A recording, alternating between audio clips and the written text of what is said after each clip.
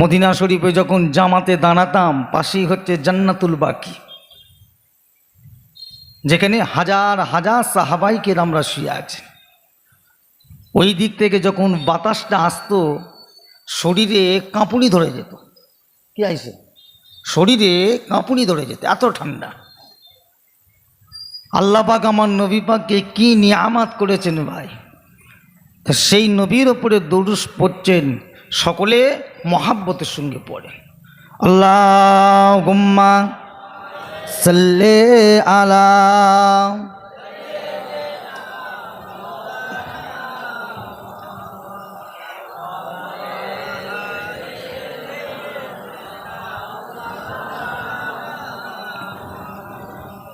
मददगार जिसी का गम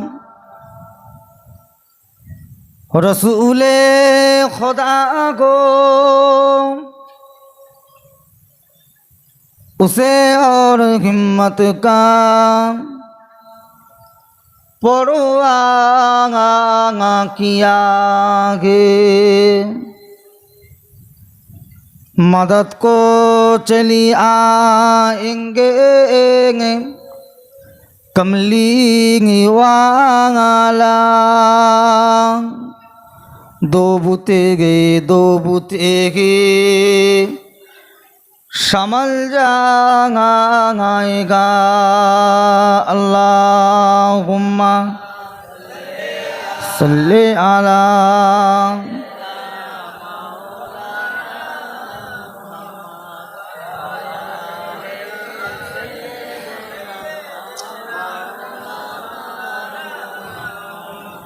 आरो बुके परम सुखे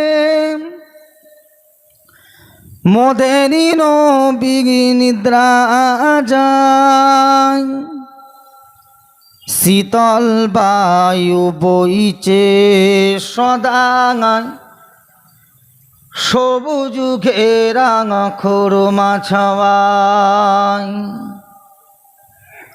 आरो बुके परम सुखे मोदेरी नबी निद्रा যায়, শীতল বায়ু বইছে সদায়, সবুজ ঘেরা খোরমা ছাওয়ায়। শীতল বায়ু বইছে সদায়, সবুজ ঘেরা খোরমা ছাওয়া। আল্লাহুম্মা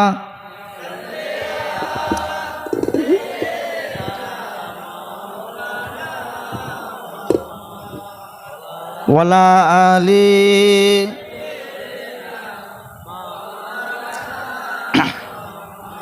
কলমে লা ইলাহা ইল্লাল্লাহ, লা ইলাহা ইল্লাল্লাহ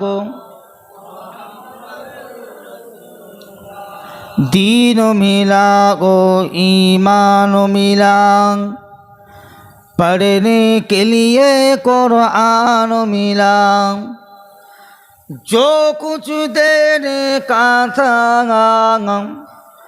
सब कुछ दिलवा दिया कमली वाले ने। बोलो ला इलाहा इल्लल्लाह, ला इलाहा इल्लल्लाह, हसीबी रब्बी जल्लल्लाह, माफी कल्बी गैरुल्लाह, नूर मुहम्मद सल्लल्लाह। बोलो ला इलाहा इल्लल्लाह, ला इलाहा इल्लल्लाह, अल्लाहुम्मा सल्ली अला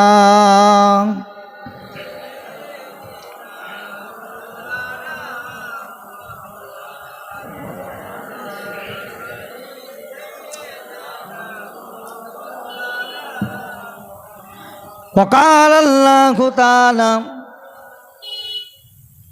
في كلام المزيد قد جاءكم من الله نور وكتاب مبين وقال الله تعالى أيضا في كتابه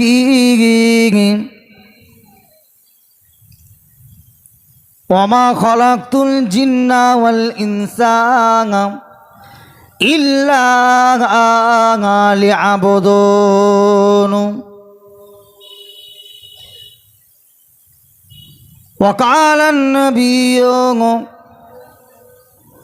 صلى الله عليه وسلم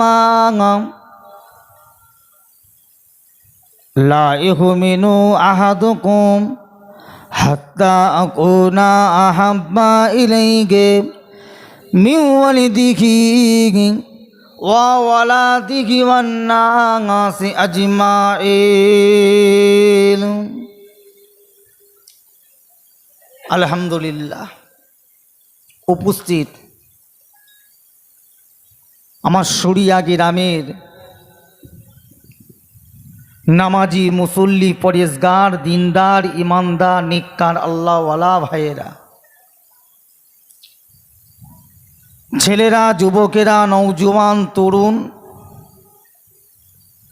বিশেষ করে পর্দার আড়ালে অবস্থিত আমার মায়েরা, আমার বোনেরা, আমার বেটিরা,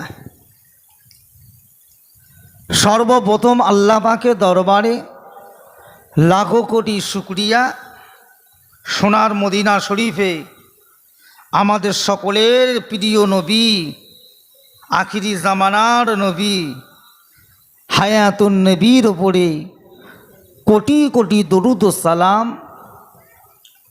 যে আল্লাহ পাক দুনিয়ার হাজার ব্যস্ততার মাঝে শরীরকে সুস্থ রেখে এই রকম একটা সুন্দর ঈদে মিলাদুন নবী, বিশ্ব নবী দিবস, পাক দুয়ার মাহফিলে বসবার মতন তৌফিক ইনায়েত করেছেন। সকলে বলুন আলহামদুলিল্লাহ। আপনার সকলে ভালো আছেন? জোরে বলুন আলহামদুলিল্লাহ। জি হ্যাঁ, আবার কি, যখনই কেউ জিজ্ঞাসা করবে কেমন আছেন, উত্তর হবে একটাই, আলহামদুলিল্লাহ। আল্লাহ পাক যে অবস্থায় রেখেছেন কোটি কোটি শুকরিয়া। আমার ভাইজানেরা, আল্লাহ পাক আপনাকে আমাকে কত বড় নসিব, কত বড় কপাল, সর্বপ্রথম চিন্তা করতে আল্লাহ করেছেন। কত বড় নসিব, কত বড় কপাল। যদি বলেন কেন, না আল্লাহ পাক আপনাকে আমাকে 1,24,000 ইখতিলাফ, 2,24,000 নবী রসুলদের যিনি সর্দার, যিনি ইমামুল আম্বিয়া, সমস্ত নবীদের ইমাম, আল্লাহ পাক আপনাকে আমাকে সেই আখিরি জামানার নবীর উম্মাত হিসাবে আল্লাহ কবুল করেছেন। সকলে বলুন আলহামদুলিল্লাহ। কিয়ামত হবে, কি হবে তো না হবে না? কিয়ামত হবে। কবে হবে ওটা আল্লাহ পাক তিনি জানেন। হাসরও হবে। কি হাসর হবে? তো হাসর আর কিয়ামত কিন্তু এক নয়। হাসর আর কিয়ামত কিন্তু এক নয়। কিয়ামতের 50,000 বছর পর হাসর হবে। কিয়ামত কাকে বলে? না, যেদিনকে এই সুন্দর দুনিয়াটাকে আল্লাহ ধ্বংস করে দেবেন, ওই দিনটাকে বলা হয় কিয়ামতের দিন। আর হাসর কাকে বলে? না, হাসর ওই দিনটাকে বলা হয় যেই দিনটাকে আল্লাহ পাক সকলকে আবার তুলে দাঁড় করাবেন। এই কিয়ামত আর হাসরের মধ্যে কত দিনের ডিফারেন্স, পার্থক্য? 50,000 বছর। কি হবে তো না হবে না? এতগুলো মানুষ বসে আছেন, সর্বপ্রথম বলুন তো দেখি, আপনারা আল্লাহকে বিশ্বাস করেন? যে আল্লাহকে এক বলে, ওয়াহেদ বলে বিশ্বাস করেন তো? তাহলে কিয়ামত হবে তো না হবে না? হবে। কি করবেন? হাসরের মাঠে, কিয়ামতের মাঠে কি করবেন বলেন? একটা দুটো মানুষ তো নয়। কিয়ামতের দিনে একটা দুটো মানুষ নয়, কোটি কোটি মানুষ। বর্তমান যদি তামাম পৃথিবীতে তাকিয়ে দেখা যায়, তামাম পৃথিবীতে কম বেশি 800 কোটি মানুষ আছে। কত মানুষ? তামাম পৃথিবীতে বর্তমান 800 কোটি মানুষ আছে। এই 800 কোটি মানুষের ভিতরে আমার আপনার নবীকে নবী বলে মাননেওয়ালা মানুষ 200 কোটি, অর্থাৎ 200 কোটি মুসলমান আছে। একবার জোরে বলবেন, 200 কোটি মুসলমান আছে। আর আল্লাহ নবী যখন ইন্তেকাল করলেন তখন মুসলমানের সংখ্যা ছিল কত? 1.5 থেকে 2.25 লাখ। 1450 বছরে সেটা বেড়ে দাঁড়িয়েছে 200 কোটি।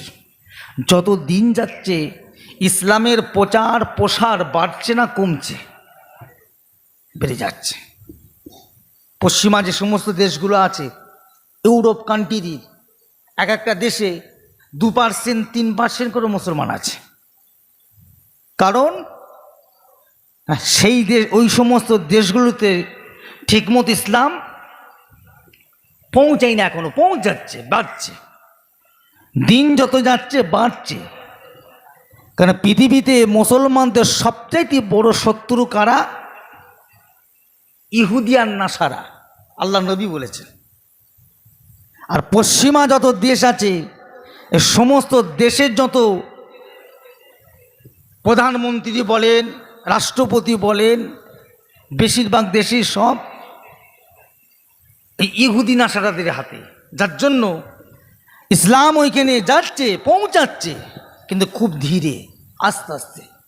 এখনো পর্যন্ত বহু দেশে আজান দিতে দেয় না, জানেন তো? কদিন আগে খবরে দেখছিলাম নিউ ইয়র্কে আজান দেওয়ার পারমিশন দিয়েছে প্রকাশ্য। এই কদিন আগে, 1 মাসের ভিতরে। এতদিন এখানে আজান দিতে দিত না, মুখে আজান দিত, মাইকে দিতে দিত না। এই নতুন করে পাস হয়েছে। তো এইরকম পশ্চিমার বহু দেশ আছে যে সমস্ত দেশে মসজিদ নাই, আজান নাই, নামাজ নাই, লুকিয়ে লুকিয়ে পড়তে হয়। আল্লাহ পাক আপনাকে আমাকে অতি সহজে দিন ও ইসলাম আল্লাহ পাক আপনার আমার কাছে পৌঁছে দিয়েছে। সকলে বলুন আলহামদুলিল্লাহ। আল্লাহ পাক আপনাকে আমাকে কত বড় নসিব করেছেন যে আখিরি জামানার নবীর উম্মাত করেছেন। হাসরের মাঠে আল্লাহ পাক যখন দাঁড় করাবেন, মোট 120টা কাতার হবে। মোট কাতার কটা? 120টা কাতার হবে। এই 120টা কাতারের ভিতরে আখিরি জামানার নবীর উম্মাতদের কাতার হবে 80টা কাতার। একবার জোরে বলবেন না? আর বাকি 40টা কাতার কাদের? অন্যান্য নবীর উম্মাতদের। তাহলে আমার নবীর উম্মাতদের সংখ্যা কত বুঝতে পারছেন তো? একটু কথা বলেন না, কত সংখ্যা বেশি দেখেন। কিন্তু আমরা সেই নবীকেও পেয়েও সব দুনিয়ার হাল হাকিকাত, দুনিয়ার আনন্দ ফুর্তি, দুনিয়ার হাসি খুশি নিয়ে ভুলে চলে যাচ্ছে। একটা কথা সবসময় মাথায় রাখবেন, মরতে হবে, মরতে হবে, কবরে যেতে হবে। যে নবীকে আল্লাহ পাক সৃষ্টি না করলে তামাম পৃথিবী বানাতেন না, সেই নবী পাক সাল্লামকে আল্লাহ পাক দুনিয়া থেকে তুলে নিলেন। কি আমাদের নবী পাক কি দুনিয়ায় আছেন না? নাই, দুনিয়াতে নাই, বিদায় নিয়েছেন দুনিয়া থেকে। তো যে নবীকে আল্লাহ পাক সৃষ্টি না করলে তামাম পৃথিবী সৃষ্টি করতেন না, সেই নবীকে আল্লাহ পাক যদি দুনিয়া থেকে তুলে নেন, আপনাকে আমাকে কি দুনিয়া আল্লাহ রেখে দেবেন? একটু কথা বলেন, কদিন থাকবেন বলুন না? কদিন থাকবে? 70 বছর, 80 বছর, 90, 100 বছর বাঁচে না। এটা অশোকনগর থানা তো, তামাম অশোকনগর থানাটা ঘেটে দেখেন 100 বছরের মানুষ কটা আছে বলেন? খুঁজে পাবেন না। অর্থাৎ 100 বছর বাঁচে না, 80, 85, 90 ব্যাস মরতে হবে। আল্লাহ পাক আমার আপনার নবীকে তুলে নিলেন, আপনাকে আমাকে রেখে দেবে। তো মরতে যখন হবে, কবরে যখন যেতে হবে, যাবার মতন অন্তত যান। এই কবরে কতদিন থাকতে হবে তার কোনো হিসাব আছে কি? কোনো হিসাব নেই। ওইদিকে 50,000 কিয়ামতের পর তবে হাসর, আর এই দিকের হিসাব কোনো নেই। কবে কিয়ামত হবে তার কোনো নির্দিষ্ট দিন নেই। ওই দিকে থাকতে হবে 50,000 কিয়ামতের পর তবে হাসর হবে, আর এই দিকে কত হাজার হবে ওর সঙ্গে আবার যোগ হবে। তাহলে এই হাজার হাজার লক্ষ লক্ষ বছর আপনাকে আমাকে কবরে থাকতে হবে।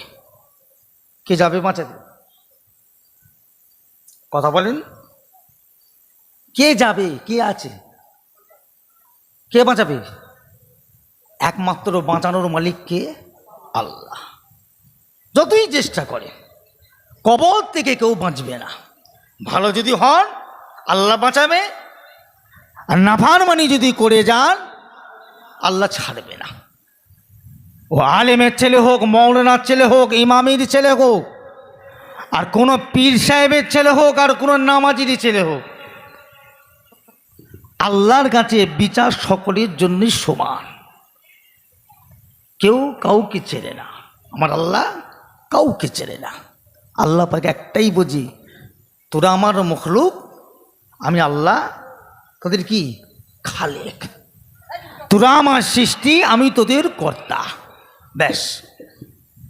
আমার ভাই জানেরা, কবরে যেতে হবে মাথায় রাখে। যে কবরে চিন্তা করেছিলেন আম্মাজান খাদিজাতুল কুবরা, যিনাকে আল্লাহ পাক দুনিয়ার রানী করেছেন, জান্নাতেরও রানী করেছেন। কিয়ামতের দিনে যখন আল্লাহ পাক আমার নবীকে জান্নাতে সিংহাসন দেবেন, সবচাইতে সম্মান উচ্চ মাকাম দান করবেন, রাসূলুল্লাহকে যখন বসার জন্য সিংহাসন দেওয়া হবে, আল্লাহ নবীর পাশে বসার জন্য সিংহাসন দেওয়া হবে কার? আম্মাজান খাদিজাতুল কুবরা। সবাই জানি, যেহেতু উনি বড় বিবি, আমাদের বড় আম্মাজান। যে খাদিজাকে আল্লাহ এত সম্মান দিয়েছেন, সেই খাদিজাও ইন্তেকালের আগে কবরে চিন্তা করেছিলেন। কি করেছেন না করেননি? তাহলে আমাদের কি হবে? আল্লাহ নবী বসে আছেন, মা খাদিজাতুল কুবরা বসে আছে, স্বামী আর স্ত্রী কোনো এক বিষয়ে আলোচনা হচ্ছে। আলোচনা করতে করতে হঠাৎ করে আম্মাজান খাদিজাতুল কুবরার কোলের ওপরে আল্লাহ রসুল মাথাটা দিয়ে শুয়ে পড়লেন। জোরে বলুন না সুবহানাল্লাহ। কি মহাব্বত আল্লাহ দিয়েছিলেন। আল্লাহ রসুলের থেকে আম্মাজান খাদিজাতুল কুবরা 25 বছরের বড়, 25 বছরের বড়। আল্লাহ নবী কোলের ওপরে, এই 15 বছরের বড়, কোলের ওপরে মাথা দিয়ে শুয়ে পড়েছে। আল্লাহ নবী যখন 25 বছর, আম্মাজান খাদিজা তখন 40 বছর, 40 বছর বয়স, 15 বছরের বড়।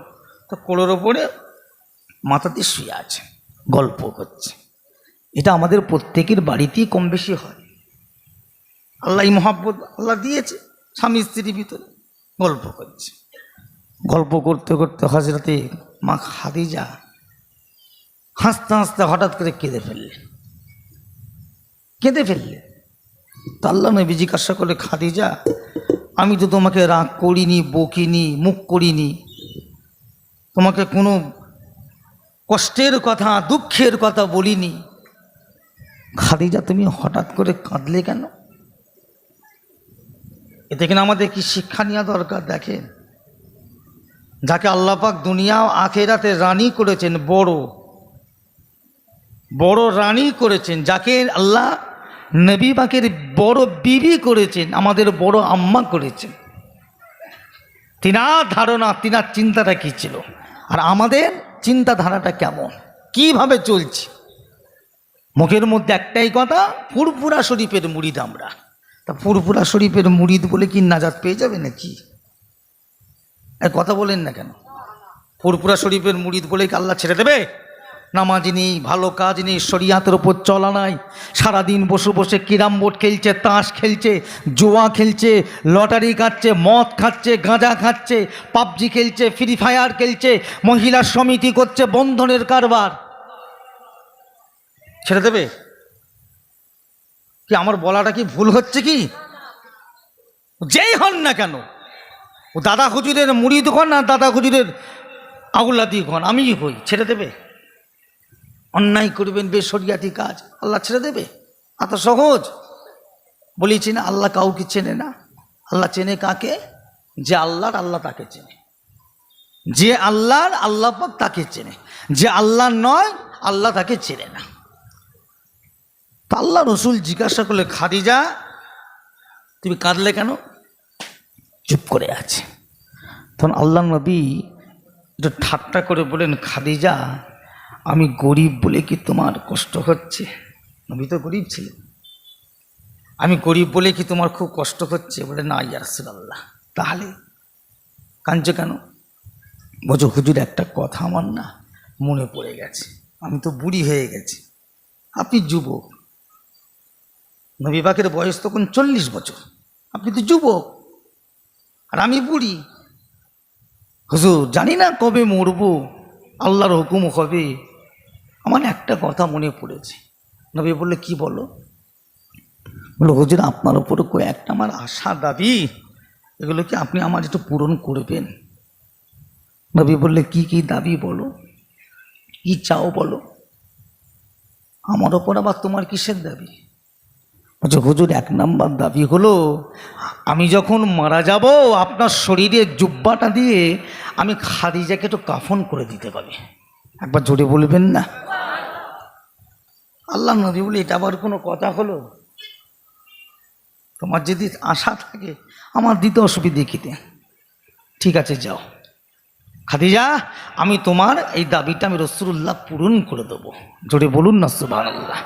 আল্লাহ নবী হায়াতে জিন্দেগিতে 2 জনকে মাত্র জামা দিয়েছিলেন, জুব্বা, এছাড়া আর কেউ পায়নি।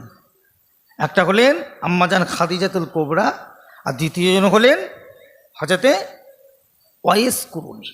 এছাড়া কিন্তু নবী আর কোনোদিন কাউকে দেয়নি, 2 জনকে আল্লাহ নবী দিয়েছিলেন। তা ওয়াইস কুরুনি হুজুর তিনি চান না, কিন্তু তিনি পেয়েছিলেন। আর আম্মাজান খাদিজাতুল কুবরা চাইলেন, আল্লাহ নবী দিলেন এই 2 জনকে। তা আল্লাহ নবী কথাটা বলে বললেন, খাদিজা ঠিক আছে যাও, আমি রাসূলুল্লাহ তোমার কথাটা মেনে নিলাম। তবে খাদিজা আমাকে একটা কথা বলো, আমার জুব্বাটা দিয়ে তোমার কাফন করলে কি তোমার লাভ হবে? ও ভাই জানেরা, আম্মা জান খাদিজা জবাব দিলেন, ইয়া রাসূলুল্লাহ বিমাল্লাহ, আপনার জুব্বাটা দিয়ে যদি আমাকে কাফন করেন, ওই অবস্থায় যদি আমাকে কবর দেওয়া হয়, আমি খাদিজা বিশ্বাস করি আমার আল্লাহ পাক আমাকে কিয়ামত পর্যন্ত কোনো আযাব দেবে না। আল্লাহ রাসূল বলছে, খাদিজা আমার জুব্বা আর তোমার কবরের আযাবের মধ্যে কিসের জন্য, কেন হবে না? আমার জুব্বা পড়লে তোমার কবরে আযাব হবে না, তুমি জানলে কি করে? বলো, তুমি জানলে কি করে? বলি, ইয়া রাসূলুল্লাহ হাবিবাল্লাহ, আমি খাদিজা বিশ্বাস করে আপনার জুব্বা মোবারকে, আপনার জেসেম মোবারকের একটা খুশবু আছে, জেসেমের একটা খুশবু আছে, ওই জুব্বাটা যদি আমাকে জামা করে দিয়ে কবর দেওয়া হয়, আল্লাহ পাক ওই অবস্থায় যখন আপনি আমাকে কবর দেবেন, কবরের মাটি আপনি বলেছেন ও খাদিজা, মানুষ মারা যাওয়ার পরে কবরের 2 পাশের মাটিটা ওই মানুষটার সঙ্গে মোলাকাত করতে আসে, বুকে বুকে মিলতে আসে। ইয়া রাসূলুল্লাহ বিমাল্লাহ, আপনি বলেছেন খাদিজা, কবরের মাটি দুটো এত জোরে বান্দাকে টিপে ধরবে, বান্দার শরীরটা, বান্দার হাড় হাড্ডি গোস্ত ধুলোর মতো বালুর মতো হয়ে যাবে, আবার কবরের মাটিটা সরে চলে যাবে। এই রকম করে প্রত্যেকটা কবরের মধ্যে 3 বার করে কবরের মাটি মোলাকাত করবে। ইয়া রাসূলুল্লাহ, বিবাল্লাহ, আমি খাদিজা, আমার কবরের মধ্যে যদি কবর এইভাবে মোলাকাত করে, আমার শরীরে ক্ষমতা নাই, আমার শরীরে শক্তি নাই, কবরের চাপ কেন আমি সহ্য করব? ইয়া রাসূলুল্লাহ, বিবাল্লাহ, আমি খাদিজা সেই জন্য আপনার ওপরে আসাম, আপনার জুব্বা দিয়ে যদি আমাকে কবর দেন, আমি রাসূলুল্লাহ আপনার জামা পরে যদি আমি খাদিজা যদি শুয়ে থাকে, আপনি রাসূলুল্লাহ শরীরে একটা ঘামের খুশবু আছে, ওই কবর যদি খুশবু পেয়ে যায়, কিয়ামত পর্যন্ত আমি খাদিজা আমার শরীরের মধ্যে টাঙাত স্পর্শ করবে না। পাবেন কোথা? কি কবর হবে তো না হবে না? এটা কথা বলেন না, হবে তো? পাবেন কোথা? মা খাদিজা আল্লাহর নবীকে পেলেন, আদায় করে দিয়েছে। আমরা পাবো কোথা? এতগুলো মানুষ বাঁচবেন কি করে বলুন না? এই যে এতগুলো মানুষ কবর হবে তো, বাঁচাবে কি? আল্লাহর নবী ছিলেন, আম্মাজান খাদিজাতের কবর আশা করলেন, নবী দিয়ে দিলেন। নবী তো এখন আমাদের সামনে নাই, তাহলে আমরা কোথায় পাবো? আমাদের জন্য কি নবী রেখে গেছে? এটা কথা বলেন না। হ্যাঁ, আমাদের জন্য নবী এরকম কিছু বাঁচা রেখে গেছে কি? রেখে যায়নি? হ্যাঁ, রেখে যায়নি। হ্যাঁ, কই কোথায় রেখে গেছে? আমরা বাঁচবো কি করে? ও মাইয়েরা, মদিনা মসজিদে নববী শরীফে আল্লাহ নবী বসে আছেন। একজন সাহাবা হুজুর আল্লাহ নবীর সামনে এসে দাঁড়িয়ে বললেন, ইয়া রাসূলুল্লাহ, হাবিবাল্লাহ, হুজুর আমি চোখে দেখতে পাই না, চোখটা আমার অন্ধকার, মন আমার চায় আপনার চাঁদ মুখটা একবার দেখব, কিন্তু আমার চোখে কান আমি দেখতে পাই না। সবাই আপনার মুখটা দেখে, আমারও মনটা চায় আমি আপনার মুখটা একবার দেখব। আল্লাহ নবী নিজের মুখের মধ্যে শাহাদত আঙুলটাকে দেন, থুতু একটু লালা বের করে সাহাবা হুজুরের চোখে লাগিয়ে দিলেন। সঙ্গে সঙ্গে আল্লাহ পাক সাহাবা হুজুরের অন্ধ চোখটাকে আল্লাহ পাক খুলে দিলেন। আমরা পাবো কোথায়? একটু কথা বলবেন তো। নবী পাক ছিলেন, সাহাবারা যেটা মন চেয়েছে করে গিয়েছে। আল্লাহ নবী ছিলেন, যখন যা যেটা মন চেয়েছে সেটাই করেছে। আর একজন সাহাবা হুজুর দাঁড়িয়ে কাঁদছে। আল্লাহ নবী বলছে, ও কাঁদে কেন? ও কাঁদে কেন? তো কথা বলতে পারে না, বোবা। বোবা বলে তো, যে কথা বলে কি বলে? বোবা। পাশ থেকে একজন বলছে, আর রাসূলুল্লাহ, ও তো বোবা, ও কথা বলতে পারে না, নিয়ে এসো, ধরে নিয়ে এসো। সাহাবা হুজুরকে নিয়ে এসে আল্লাহ রসুলের সামনে দাঁড় করালে। আল্লাহ নবীর পাশে ছিল খেজুর, একটা খেজুর তুলে আল্লাহ নবী নিজের মুখে দিলেন, এটা চিবালেন। কিছু সময় চিবিয়ে ওই খেজুরটাকে বের করে সাহাবা হুজুরের গালে দিলেন, বাবা খেয়ে নাও তো। সাহাবা হুজুর খেয়ে নিলেন। আল্লাহ নবী বললে, বাবা বলো তো আল্লাহ, বলো তো বাবা আল্লাহ। আল্লাহ নবী যে ইশারা করে দেখালেন, ওই বুবা সাহাবাটা জাবার আল্লাহ খুলে দিলেন। মদিনার মসজিদে নববী শরীফে সবার সামনে ওই বুবা সাহাবাটা আল্লাহ বল শক্তি ফিরিয়ে দিলেন। একবার জোরে বলুন না সুবহানাল্লাহ। আমরা পাবো কোথায়? তাহলে আমাদেরকে সেইভাবে চলতে হবে, সেইভাবে চলতে হবে, বাঁচতে হবে তো। হই হই করে কাটিয়ে দিয়ে সময় নষ্ট করে এইভাবে তো চলে গেলে হবে না। যেতে গেলে যাবার মতো যেতে হবে, তৈরি হয়ে যেতে হবে, কমপ্লিট জীবন তৈরি করে, আমলের জিন্দেগি তৈরি করে তবে যেতে হবে। একটু যদি ওলট পালট হয়, কাল কিয়ামতের দিন কেউ চোখে দেখবে না। একটা দুটো মানুষ, বর্তমান পৃথিবীতে যদি 800 কোটি মানুষ হয়, কত কোটি মরে গেছে আর কত কোটি আসবে, সমস্ত কোটি এক জায়গায় হবে। বর্তমান পৃথিবীতে 800 কোটি, তাতেই আমরা হাঁপ ছাড়ছি। বাপরে বাপ, কত মানুষ, কত মানুষ। কি কথা ঠিক না ভুল বলছি? আর কি আমাদের মাঠে কি হবে একটু ভাববেন না? আপনি কি মনে করেন দুনিয়াটাই শেষ? দুনিয়াটাই কি শেষ? দাঁড়ান, যাবেন কোথা? একটা একটা করে সব যেতে হবে, দৌড়ছেন কোথা? যদি বাঁচতে চান ফিরে আসেন, যদি বাঁচতে চান ফিরে আসেন, এখনো সময় আছে। কেউ নেবে না। কে নেবে আপনাকে? আল্লাহ আমার নবী পাককে যে নিয়ামত করেছে, সেই নিয়ামতের হকদার আল্লাহ আপনাকে করেছে। যদি বলুন না সুবহানাল্লাহ। ছাড়েন না। আবু বকর সিদ্দিককে সঙ্গে করে আল্লাহ নবী চলে যাচ্ছেন হিজরতে যাচ্ছে।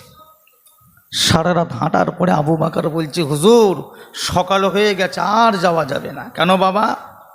হুজুর ওরাও কিন্তু পিছে পিছে আসছে, দিনের আলোতে ওরা কিন্তু আমাদেরকে দেখে ফেলবে। হুজুর চলেন যাই, আমরা একটু কোথাও লুকিয়ে পড়ি, সন্ধ্যা হলে অন্ধকার হলে আবার বেরোব। আল্লাহ নবীকে বুঝিয়ে হযরত আবু বকর সিদ্দিক একটা গর্তের মধ্যে ঢুকলেন, গুহার ভিতরে অন্ধকার গর্তে যে বসে আছেন। আবু বকর নবী পাকের মুখের দিকে চেয়ে খুব মায়া লাগছে। সারা রাত হেঁটেছে, কি বলে, সারা রাত হেঁটেছে, আর পারে? আবু বকর বলছে, হুজুর আমার কোলে একটু মাথা দিয়ে শোন, আমার কোলে একটু মাথা দিয়ে শোন, আর আমি আবু বকর একটু হেলান দিয়ে আমি একটু ঘুমাই, আপনি একটু ঘুমান। আল্লাহ নবী কি করলেন? আবু বকরের কোলের ওপরে মাথাটা দিয়ে শুয়ে পড়লেন, আর আবু বকর চুপ করে আল্লাহ নবী কেলে বসে আছে। সূর্যের আলো পড়তে আবু বকরের নজরে পড়ে গেল ওই গুহার ভিতরে অনেক ছোট ছোট চিত্র আছে। হঠাৎ করে মনে পড়ে গেল, চিত্রের ভিতর থেকে যদি কোনো পোকামাকড় ভিতর থেকে বেরিয়ে এসে কামড়ে দেয়, আমি আবু বকর সিদ্দিক আল্লাহ পাকের দরবারে কি জবাব দেব? এই চিন্তা ভাবনা করে আবু বকর সিদ্দিক নিজের পাগড়িটাকে খুলে ফেলে, পাগড়িটাকে ছিঁড়ে ছিঁড়ে যত গর্ত ছিল সমস্ত ছিদ্রগুলোকে মুজাতে লেগেছে। মুজাতে কাপড় শেষ, আর কাপড় নাই, একটা ছিদ্র বাকি রয়ে গিয়েছে। আবু বকর সিদ্দিক নিজের গোড়ালিটা দিয়ে গর্তের মুখে চেপে চুপ করে বসে আছে। গর্তের ভিতরে ছিল একটা বিষাক্ত সাপ। সাপখানা বেরোতে না পেরে আবু বকরের পায়ে কামড়ে দিয়েছে। এত জ্বালা যন্ত্রণা, শরীরটা সবুজ হয়ে যাচ্ছে। আর সহ্য করতে না পেরে হযরত আবু বকর সিদ্দিক যন্ত্রণাতে কষ্টতে কেঁদে ফেললেন। চোখ দিয়ে টপ টপ করে পানি, কোনো রকমে পানিটা গড়িয়ে আমার আপনার নবীর নূরের চাঁদ মুখের ওপরে যখনই পড়েছে, আল্লাহ নবীর ঘুমটা ভেঙে গেল। দেখছে আবু বকর বসে বসে কাঁদে। নবী আমার জিজ্ঞাসা করলেন, বাবা আবু বকর কি হয়েছে বলো? ইয়া রাসূলুল্লাহ বিবাল্লাগাম, হুজুর আমার কিছুই হয় না, বলতে চাইলাম। আল্লাহ নবী বলে, আবু বকর ছেলে মেয়ের কথা, বিবির কথা, সংসারের কথা কি মনে পড়ে গিয়েছে? ইয়া রাসূলুল্লাহ বিবাল্লাগাম, আমি আবু বকর সেজন্য কাঁদি না। কি হয়েছে, কেন কাঁদো? ইয়া রাসূলুল্লাহ বিবাল্লাগাম, গর্ত মুজাতে হঠাৎ করে কাপড়টা শেষ হয়ে গেল, একটা ছিদ্র বাকি ছিল। আমি আমার গোড়ালিটা দিয়ে টিপে বসেছিলাম, গর্তিতে একটা সাপ আমার পায়ে কামড়ে দিয়েছে। ইয়া রাসূলুল্লাহ বিবাল্লাগাম, ওই সাপের বিষেতে তামার শরীরটা চলে গেল, পুড়ে গেল। সহ্য করতে না পেরে আমি কাঁদছে। আল্লাহ নবী বললেন, ও বাবা আবু বকর, কোন জায়গাতে কামড়েছে আমাকে একবার দেখাও। আবু বকর যখনই দেখালেন, আল্লাহ নবী শাহাদত আঙুলটাকে নিয়ে একটুখানি থুতুলালা বের করে ওই জায়গাটায় লাগিয়ে দিলেন। হযরত আবু বকর বলেন, লাগাবার সঙ্গে সঙ্গে আমার আল্লাহ পাক আমার শরীরের সমস্ত জ্বালা পোড়া ডাঙাম ঠান্ডা করে দিয়েছিলেন। আমরা পাবো কোথা? এক কথা বলবেন তো, নবী পাক ছিলেন, আল্লাহ পাক সব দিক দিয়ে সাহাবাই কিরামদেরকে আল্লাহ হেফাজত করেছে। কি কথা ঠিক না ভুল বলছে? কি আপনাদের অসুবিধা হচ্ছে নাকি? হ্যাঁ, ঘুম পাচ্ছে নাকি আপনাদের? আর তকবীর দেন তো, নারাই তাকবীর, নারাই তাকবীর। তো ঝিমিয়ে বসে আছেন কেন? গরম হচ্ছে? আর কমিটি ভাইদেরও বলি, এত টাকা খরচা করেছে, দু চারটে বড় বড় ফ্যান লাগালে মানুষ শান্তি পেত। সে রাস্তা থেকে 1 কিলোমিটার লাইট দিয়েছে, আর গোটা চারে কিনে যদি স্ট্যান্ড ফ্যান দিত, মানুষগুলোর জানে শান্তিতে বসতো। কি বলে? গরমটা তো কম নয়, গুমসুনি গরম, গুমসুনি গরম, মেঘলা আকাশ। তো আমার ভাইয়েরা বাবা যেরা যাক, সময় তো শেষের দিকে, আর কতক্ষণ আর হবে। যে কথা বলছিলাম, তাহলে আবু বকরের শরীর কি হলো? সব জ্বালা যন্ত্রণা ঠান্ডা ভালো হয়ে গেছে। এখন কথা হলো, আমরা পাবো কোথা? আমাদের জন্য বাঁচার জন্য, নাজাতের জন্য নবী কিছু রেখে গেছে কি? এই যুবক ভাইরা তো কথা বলো না, আছে? কোথায় পাবো? খুঁজতে হবে তো, খুঁজতে হবে তো, হই হই করে ঘুরলে হবে? ও মেয়েরা, আল্লাহ নবী দিল দুনিয়া বাদশাহ। 1 তারিখে আল্লাহ পাকে কাবা শরীফটাকে তওয়াফ করলেন। তওয়াফ করার পরে কাবা শরীফের পাশে একটা কুয়া আছে, যে কুয়াটার নাম হলো আবে জমজমের কুয়া। হুকুম হলো তওয়াফ করার পরে ওই আবে জমজমের পানিকে তবে সাফা মারওয়া সাই করতে হয়। এই হাজি সাহেবদের জিজ্ঞাসা করবে, আল্লাহ নবী খেয়েছেন কাবা শরীফ তওয়াফ করে, যাবার পথে সব ড্রামে পানি রাখা আছে, এখন যে দেখতে পাবেন ড্রামে রাখা আছে, সব গিলাস আছে, পানি খেয়ে তবে সাফা মারোয়া গিয়ে সাই করতে হয়। বেশি দূর নয়, কাবা শরীফ থেকে খুব জোর যদি দূর হয় 200-250 ফুট, 200-250 ফুট দূরে হলো সাফা মারোয়া। ওখানে গিয়ে 7 বার আপনাকে কী করতে হবে? সাই করতে হবে। আল্লাহ নবী কাবা শরীফ তওয়াফ করে পাশে জমজমের পানি, একজনকে বললো, বাবা একটু পানি তোলো তো। সাহাবা হুজুর পানি তুলে পাত্রটা নিয়ে আল্লাহ নবীকে দিলেন। আল্লাহ নবী পাত্রটাকে নিয়ে কাবা শরীফের দিকে মুখ করে দাঁড়িয়ে দাঁড়িয়ে 3 বার খেলেন। একবার জোরে বলবেন না? এই দিন থেকে ওই আবে জমজমের পানিটা দাঁড়িয়ে খাওয়া আল্লাহ পাক উম্মতে মুহাম্মাদীদের জন্য হালাল করে দিয়েছে। কিন্তু অন্য পানি আপনি দাঁড়িয়ে খেতে পারবেন না। যত পানি আছে, যত খাবার আছে, আপনাকে কিন্তু বসে খেতে হবে। শরীয়তে নিষেধ, দাঁড়িয়ে খাওয়া যাবে না। আর আবে জমজমের পানি যখন খাবেন, কাবা শরীফের দিকে মুখ করে আপনাকে দাঁড়িয়ে খেতে হবে। নবী খেয়েছে, আল্লাহ নবী খেয়েছে। তা আল্লাহ নবী 3 বার পানিটা খেয়ে পাত্রে তারও কিছু পানি আছে, সাহাবা হুজুরকে দিলে বললো, বাবা যাও এই পানিটাকে নিয়ে গিয়ে ওই আবে জমজমের যে কুয়া, ওই কুয়াতে আবার ঢেলে দাও। আচ্ছা, আপনারা জগ থেকে পানি গিলাসে ঢালেন, খান, গিলাসে পানি বেঁচে গেলে কি জগে আবার ঢেলে দেন? এই কথা বলবেন তো? ওরা কেউ দেখলে আর খাবে কি? কেন খাবে না? বেশ এঁটো পানি, ঝুটো পানি, এঁটো পানি, ঝুটো পানি। তা আল্লাহ নবী বললে, বাবা যাও এই পানিটাকে নিয়ে গিয়ে ওই কুয়াতে ঢেলে দাও। সাহাবা হুজুর নবীর হুকুম কি করবে, পানিটাকে নিয়ে কুয়ায় ঢেলে দিয়ে পাশে দাঁড়িয়ে আছে। মনের মধ্যে হচ্ছে, আল্লাহ নবী পানিটা খেলেন, এঁটো করে দিলেন, ঝুঁটা করে দিলেন, আবার পানিটাকে কুয়ায় ফেললেন, নিশ্চয়ই কোনো কারণ আছে। সেটা কি, কারণটা কি? সাহাবা হুজুর জিজ্ঞাসা করে, ইয়া রাসূলুল্লাহ, হুজুর একটা কথা আমি জানতে চাই, ওই কুয়ার মধ্যে আপনার এত ঝুটো পানিটা কেন ফেললেন? আল্লাহ নবী ওই সময় মুচকি হেসে জবাব দিলেন, ও বাবা সাহাবা, শুনে রেখে দাও, জেনে রেখে দাও, আমি নবী দুনিয়া থেকে চলে যাব। আমি চলে যাবার পর কোটি কোটি আমার উম্মাতের আসবে, আমি রাসূলুল্লাহকে পাবে না, আমি নবীকে তারা দেখতে পাবে না।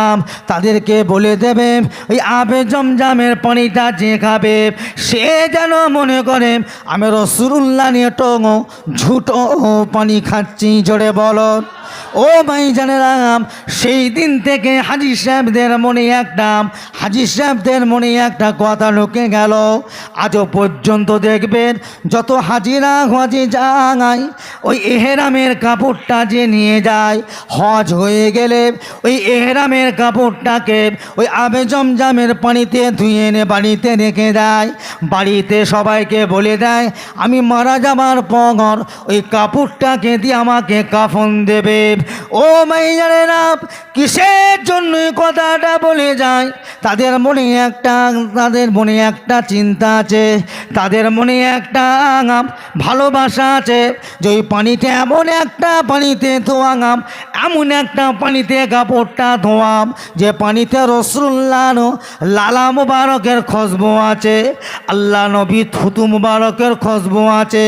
কাপড়টা যদি আমার কাফন করে দেওয়া হয়, ওই অবস্থায় যদি আমাকে কবর দেওয়া হয়, আম্মা জান খাদিজা বলেছিলেন, ইয়া রাসূলুল্লাহ বিমাল্লাহ, আপনার জেসেমের খুশবু, আপনার ঘামের খুশবু যদি থাকে, আমার কবরে আল্লাহ পাক কিয়ামত পর্যন্ত আযাব দেবে না। হাজী সাহেবদের মনে বিশ্বাস, ওই কাপড়টা দিয়ে যদি কাকে কবর দেওয়া হয়, নবী পাকের লালা মোবারক, আল্লাহ নবী থুতু মোবারকের খুশবু আছে, কিয়ামত পর্যন্ত আমার কবরে আমার আল্লাহ আজ আযাব দেবে না। ওই নবী রেখে গেছে, ওই নবী পাক রেখে গেলেন ওই আবে জমজমের পানি। ওই জন্য আবে জমজমের পানিটাকে বলা হয় হাজার বিমার কি শেফা, সমস্ত রোগের ঔষধ আল্লাহ ওই পানিতে রেখে দিয়েছে। একবার জোরে বলবেন না? ওই পানিতে আল্লাহ পাক আমার নবী পাকের লালা মুবারকের কি বরকত, সম্মান, ইজ্জত যে যা নিয়ে দেখায়, আল্লাহ পাক তার নিয়তকে কবুল করে।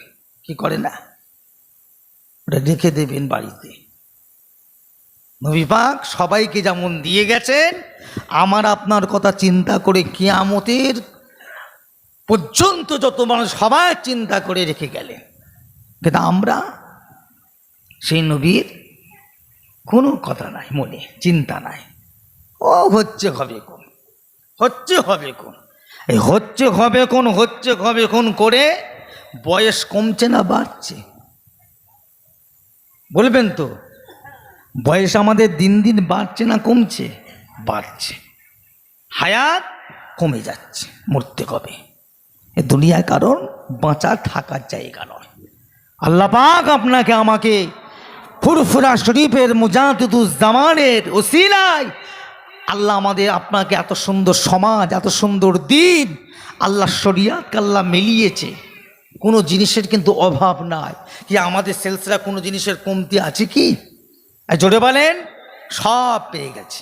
কোনটা বাকি আছে বলেন? যেগুলো দরকার বাঁচার জন্য সব পেয়ে গেছে। কিন্তু আমরা অপগ্রাহ্য করে চলে যাচ্ছি, কোনো ধারণা নেই, চিন্তা নেই, ও হচ্ছে হবে না। ভাই, এইভাবে ছেড়ে দিয়ে চলে গেলে হবে না। হাই হাই করতে হবে কবরে পড়ে। কিয়ামতের দিন কে বাঁচাতে যাবে? কেউ কাউকে দেখবে না, কেউ কাউকে দেখবে না। আমার ভাইজানেরা, ভালো হতে শেখেন, চরিত্রবান হন, আখলাকবান হন, আখলাকে রসুল তৈরি হন, আখলাকে আউলিয়া হন। আল্লাহর ওলিরা যেভাবে শিক্ষা নিয়েছেন তাদের দিকে তাকান, তাদের দিকে চিন্তা ভাবনা করে নিজে সেইভাবে আমলের জিন্দেগি তৈরি করেন। কি কথা বুঝতে পেরেছেন? মুজাদ্দিদুজ্জামান দাদা হুজুর এমনি হয়ে যায়নি, এমনি হয়নি। কত কষ্ট, কত মেহনত, কত রাত জেগে আল্লাহ রসুলকে পাওয়ার জন্য একদিন দুদিন নয়, ওনার জীবনীতে পাওয়া যায় 22টা বছর জঙ্গলে বসেছিলেন। একবার জোরে বলবেন না, কত বছর? 22 বছর। এই ছোট হুজুর কেবলাকে আপনারা কেউ দেখেছেন? এই সুরিয়া হুজুর কেবলা আসতেন, এই সুরিয়াতে ছোট হুজুর কেবলা আসতেন। ওনার জীবনী ঘেটে দেখেন কত বছর? 18 বছর। কোথায়? ওই ধনপুতা জঙ্গলে, যেখানে দাদা হুজুর কেবলা বসতেন, একই জায়গায়। দাদা হুজুর কেবলা বসেছিলেন 22 বছর, ছোট হুজুর কেবলা বসেছিলেন কত বছর? 18 বছর। ছোট হুজুর কেবলা যখন ইন্তেকাল হবে বিছানায় শুয়ে আছে, মেজ হুজুর কেবলা তখন হায়াতে বেঁচে। ছোট ভাইকে দেখতে এলেন, পাশে এসে বসেছেন, সালাম কালাম কথাবার্তা চলছে। হঠাৎ করে মেজ হুজুর কেবলা হাতটা ছোট হুজুর ধরেছে, হাউ হাউ করে কাঁদছে। মেজ হুজুর কেবলা জিজ্ঞাসা করলে, এই জুলফিকার, কি হয়েছে, কাঁদো কেন, কি হয়েছে তোমার? ছোট হুজুর কেবলা কাঁদছে বাচ্চা ছেলের মতো, বলতে চাই না। এই কি হয়েছে বলো। ওই ছোট হুজুর কেবলা বললে, মেজ ভাই আপনি আমার জন্য দোয়া করেন, আল্লাহ পাক যদি আমার এই অবস্থাতে মওত দেয়, আপনি আমার জন্য দোয়া করেন, আমি জুলফিকার আল্লাহ পাক যেন ঈমান আমালের সঙ্গে খাতেমা বিল খায়ের নসিব করেন। জোরে বলুন। কত বড় দোয়া চিন্তা করে। যে মানুষটা এত বছর জঙ্গলে কাটালো, সে মানুষটা দোয়া চাইছে ঈমান আমাল খাতেমা বিল খায়, তাহলে আমাদের কি হবে? কথা বলেন না কেন? ঈমান আমালে দোয়া চাইছে, আল্লাহ পাক যেন আমাকে ঈমানের সঙ্গে আমলের সঙ্গে কলেমা পড়তে পড়তে আল্লাহ যেন আমাকে মওত দেয়, সেই দোয়া চাইছে। আর আমরা চিন্তা করি যে মরতে হবে, বাবা মরবো, কিভাবে মরবো? আপনি কি মনে করছেন দুনিয়াটা শেষ? কথা বলেন না। দুনিয়ার পরে কবর আছে, কবরে গেলে কি মনে করছে পড়ে থাকবো নাকি? পড়ে থাকবেন? এত সহজ নয়। আল্লাহ নবী বলছে, যখন তোমরা কোনো কবরবাসীর পাশ দিয়ে যাবে তোমরা সালাম দেবে। শরিয়াতে হুকুম আছে না নাই? কথা বলেন। কবরবাসীকে সালাম দেওয়া হুকুম আছে না নাই?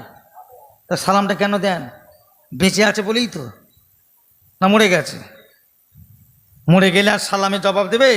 আল্লাহ নবী বলছেন না, তোমার সালাম দেবে, প্রত্যেকটা কবরবাসী কবরে শুয়ে শুয়ে সালামের জবাব দেবে। একবার জোরে বলবেন না, সালাম দেবে। তাহলে সব কবরে বেঁচে আছে, মরে না কেউ। খুব সাবধানে চলে, খুব বুঝে সুঝে চলে। বারবার করে আপনাদের বলছে আখিরি জামানা, শেষ জামানা, ঈমান বাঁচাতে পারবেন না। পদে পদে পদে পদে শয়তান আপনাকে আটকাবে, পদে পদে। খারাপ হবেন নাকি? খারাপ করে ছাড়বে, খারাপ করে ছাড়বে। কত তওবা পড়বেন, তওবা পড়ে পড়ে, তওবা পড়ে পড়ে মুখ দিয়ে লালালি কেটে যাবে। যেই তওবা ছাড়বেন আবার গুনাহ করাবে, আবার গুনাহ করাবে। বেশি বেশি খালি তওবা করেন। শয়তানকে জব্দ করতে গেলে কি করতে হবে? খালি তওবা, লা হাওলা ওয়ালা কুওয়াতা, আস্তাগফিরুল্লাহ, লা হাওলা ওয়ালা কুওয়াতা, না হয় আস্তাগফিরুল্লাহ। দুটোর মধ্যে যে কোনো একটা মজবুত করে ধরেন। তওবা করলে কি হয়? কি হয়? নবী পাক বলে যে বান্দা বেশি তওবা করবে, বান্দা জীবনে যদি দুনিয়া জমিন থেকে আসমান পর্যন্ত গুনাহ হয়ে যায়, বান্দা জীবনে যদি দুনিয়া চাইতে বড় গুনাহ হয়ে যায়, বান্দা যদি তওবা করে, ওই তওবা আমার আল্লাহ পাক দয়া করে মায়া করে ওই তওবার ওসিলায় জীবনের সমস্ত গুনাহগুলোকে আমার আল্লাহ পাক মাফ করে দেয়। শুধু তাই নয়, যে বান্দা বেশি বেশি তওবা করবে, ওই বান্দাকে আল্লাহ পাক একটা দুটো নয় 70টারও বেশি রোগ থেকে নাজাত দিয়ে দেবে। 70টার বেশি রোগ। তওবা করলে দুটো কাজ হবে, গুনাহ থেকেও বাঁচবেন আর রোগ থেকে মুক্তি পাবেন, শান্তি পাবেন। ভালো হতে শেখেন। আপনার আমার থেকে অনেকে বয়সে সিনিয়র, বয়স্ক আছেন, চাচাজি আছে, বাপজানেরা আছেন, যারা আমার দাদুজানদের রস শুনেছেন, আমার বড় বড় চাচা যান আব্বাজানদের রস শুনেছেন। আপনাদেরকে আর কি শিক্ষা দেবে? আমি আর কি শিক্ষা দেবো?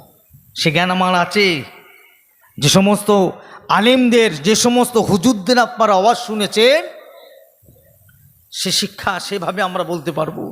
তবে এইটুকুনও বলতে পারি ভাই, শুধু শুনে ভুললে হবে না, সেই মতো চলতে হবে, আমলটাও করতে হবে, নামাজটা পড়তে হবে।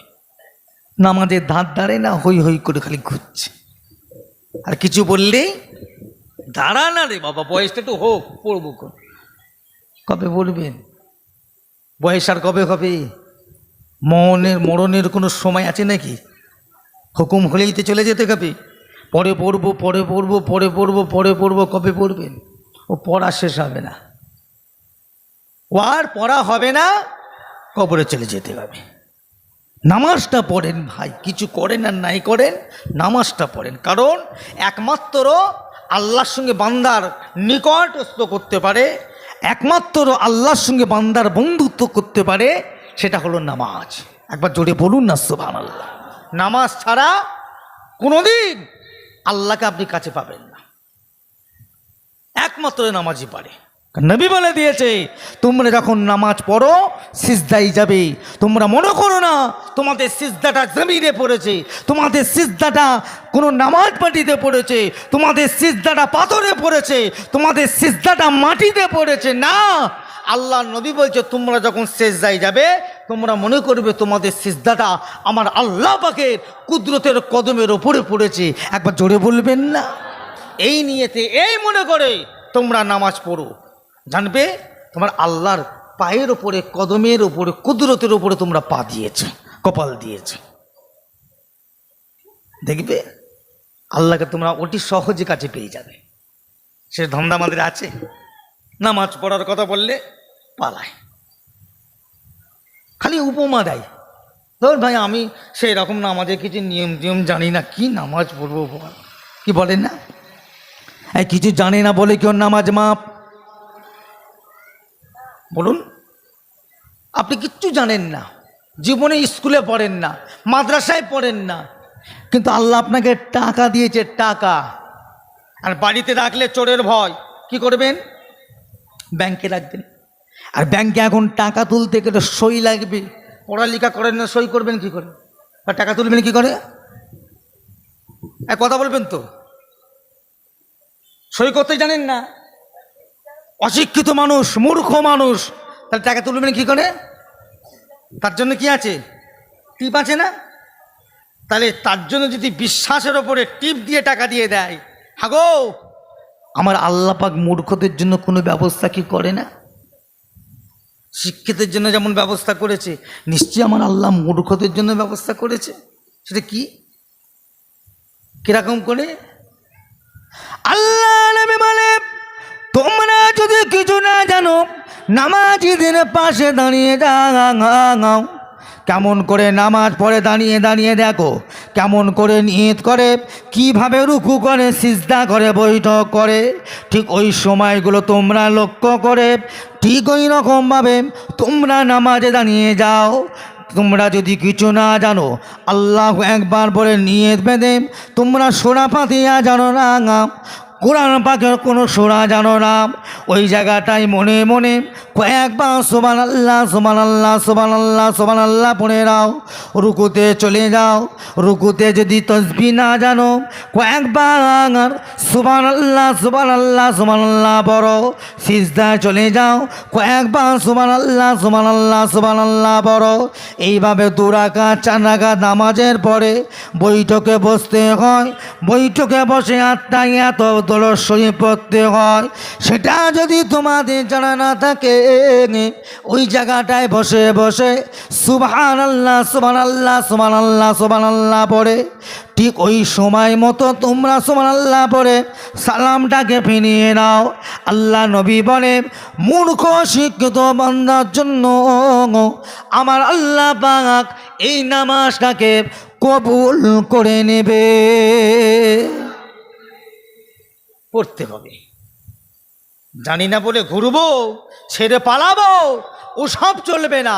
যা জানো তাই পড়ো, কিছু না পারলেও সেজদাও করো, অতি আমার আল্লাহ খুশি। ব্যাস। আমার আল্লাহ পাক কি চাই? আমার আল্লাহ পাক সেজদা চাই।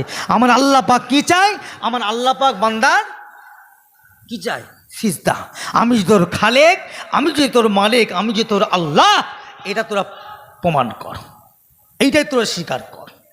আমার ভাইয়েরা, আমার সরিয়া গ্রামের আমাদের যুবকেরা, সরিয়া গ্রামের আমার তরুণেরা, মুজাদ্দিদুজ্জামানের মুরিদের নাতি পোতা আলা ওলাদগণেরা, আমি নুরুল্লাহ সিদ্দিকী তাই আপনাদের কাছে এসেছি।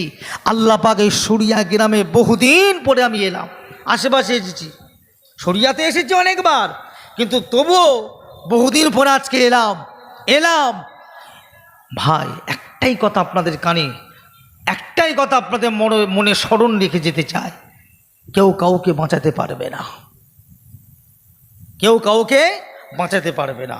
মুজাদ্দিদুজ্জামানের যে আদর্শ, তিনার যে নীতি, তিনার যে রেখে যাওয়া ওসিয়াত নসিয়াত মজবুত করে ধরে, ওই মেনে ওইভাবে চলতে শিখুন, চলেন, আল্লাহ পাক আপনাকে বাঁচাবে।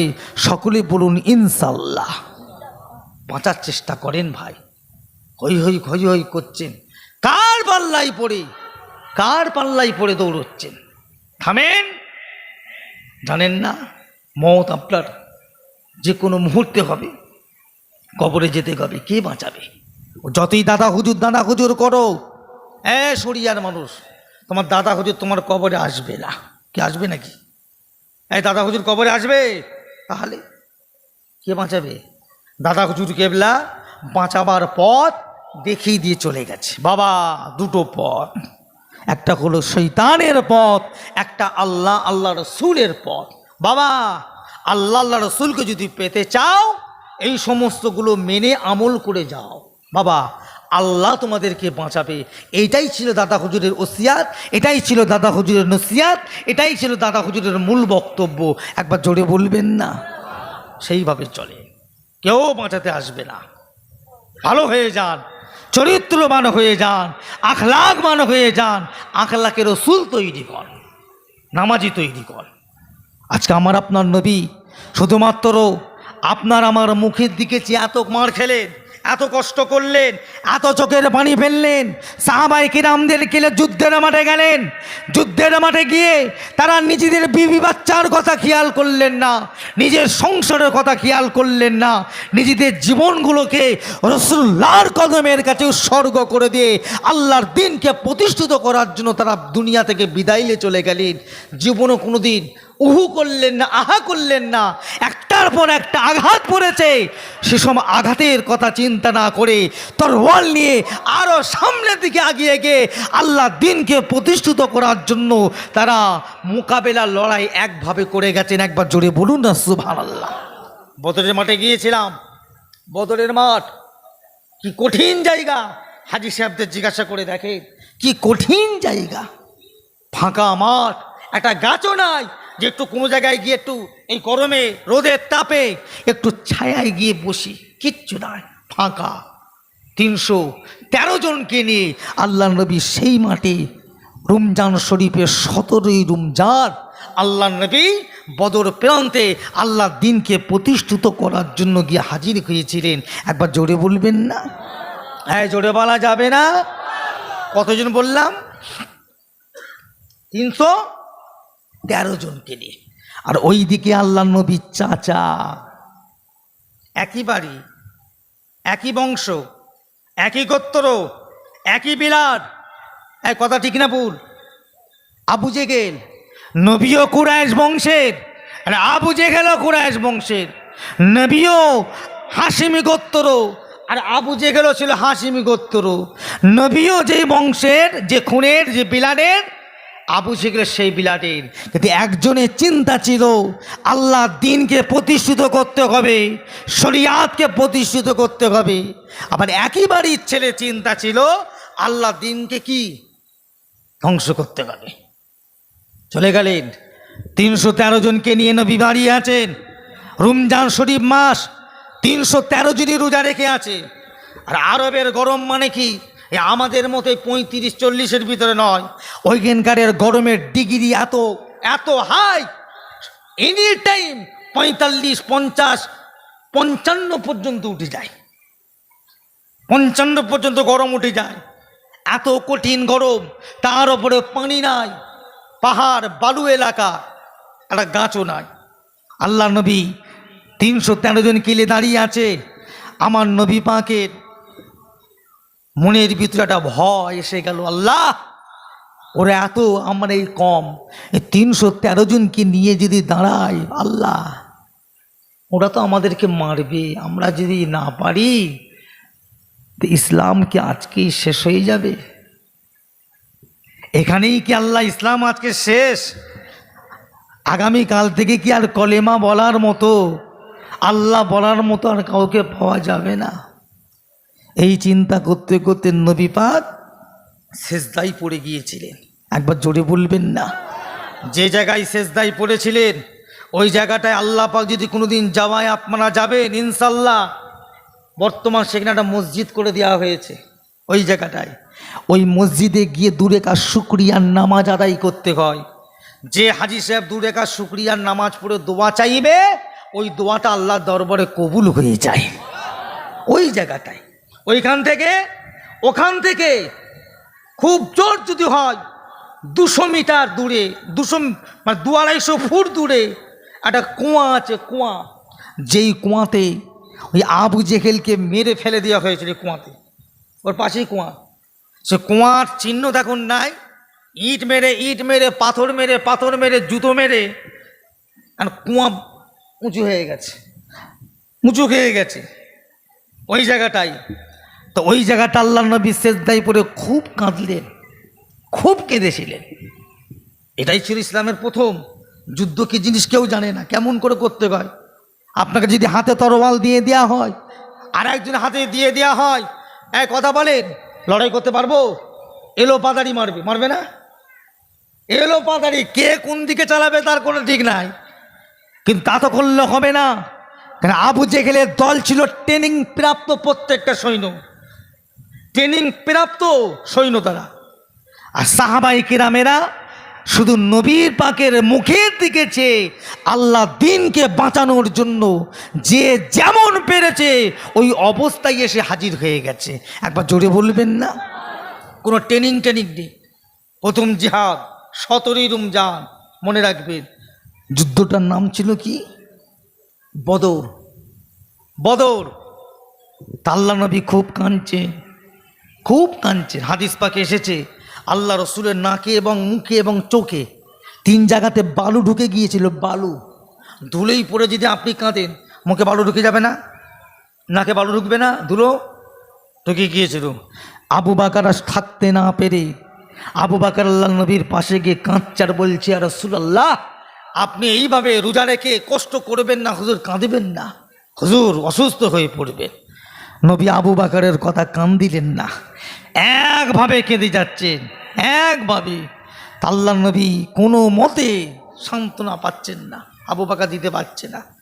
নবী পাকের মুখে একটাই কথা, আল্লাহ যদি হেরে যায় সব শেষ, হেরে গেলে সব শেষ, আর কেউ নাই।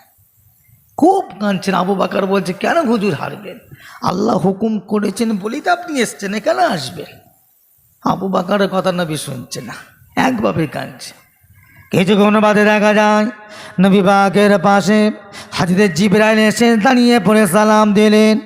আল্লাহ নবী সালামের জবাব দিলেন, হযরত জিবরাইল, ইয়া রাসূলুল্লাহ হুজুর আপনি কাঁদবেন না, আল্লাহ পাক বলে পাঠিয়েছেন হুজুর আপনি উঠে পড়েন। এই বদর যুদ্ধের মাঠে আল্লাহ পাক স্বয়ং আপনার সঙ্গে আমার আল্লাহ পাক তিনিও হাজির থাকবে। একবার জোরে হবে। আল্লাহ বলছে আমিও হাজির,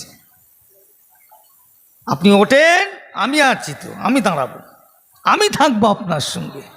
লড়াই শুরু, কঠিন লড়াই চলছে। লড়াই মানে কি? ও মেয়েরা, অল্প সময়ের ভিতরে আমার আপনার নবীকে আল্লাহ পাক যুদ্ধতে জয়ী করে দিলেন। নবী পাক জিতে গেলেন। সাহাবায়ে কেরামের আগাম সবাই খুশিতে তাকবীর দিচ্ছেন। আল্লাহ নবী বলে, বাবা, যে সমস্ত আমার সাহাবারা শহীদ হয়ে গিয়েছে একটা একটা করে লাশগুলোকে আমার সামনে নিয়ে এসো। সাহাবা হুজুরদের লাশগুলো তুলে তুলে তুলে তুলে 14টা লাশ আল্লাহ নবীর সামনে এনে দাঁড় রাখে দেওয়া হলো। আল্লাহ নবী এক একজনের মুখ দেখে হাও হাও করে কেঁদে কেঁদে দোয়া চায়, আল্লাহ পাক, আমি রাসূলুল্লাহ এদের ওপরে খুশি হয়ে গেছি, আপনি এদের ওপরে খুশি হয়ে যান। এরকম একজন মুখ দেখতে দেখতে নবী চলে যাচ্ছেন। হঠাৎ করে একজন সাহাবা হুজুরের মাথার গোড়া গিয়ে যখনই দাঁড়ালেন, দেখতে পাওয়া যায় সাহাবা হুজুরের চোখটা ছিল বন্ধ। আল্লাহ নবী যখনই দাঁড়িয়েছে সঙ্গে সঙ্গে চোখটা খুলে এক দৃষ্টিতে আল্লাহ নবীর চাঁদ মুখের দিকে তাকিয়ে আছে। একবার জোরে হবে না? হাগো, যে মানুষটা মারা যায়, শহীদ হয়ে যায়, সে আর তাকাতে পারে? কথা বলেন না কেন? আল্লাহ নবীর দিকে চেয়ে আছে, লড়েও না চড়ে না, এক দৃষ্টে চেয়ে আছে। সাহাবারা তো সব অবাক, কি ব্যাপার, কি ব্যাপার? যে মানুষটা শহীদ হয়ে গেছে, দুনিয়া থেকে বিদায় নিয়েছে, সে আবার তাকায় কি করে? কি করে তাকালো? সবাই অবাক।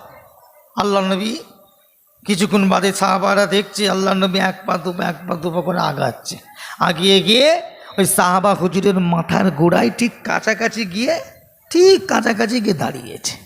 যখনই দাঁড়িয়েছে ওই সাহাবা হুজুরের শরীরটা একটা কাঁপুনি শুরু হয়ে গেছে।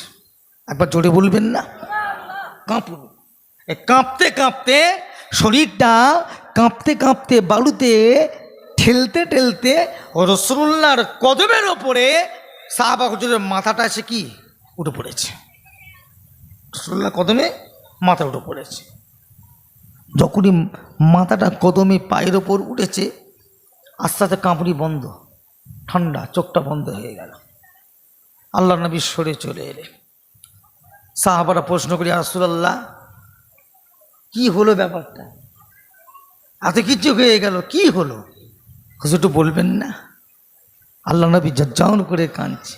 আল্লাহকে দোয়া, আল্লাহ আমার সাহাবার ওপর আপনি খুশি হয়ে যান। জোরে বলুন না সুবহানাল্লাহ। খুব কাঁদছেন। সাহাবারা জিজ্ঞাসা করে, হুজুর কি হলো ব্যাপারটা একটু বলেন।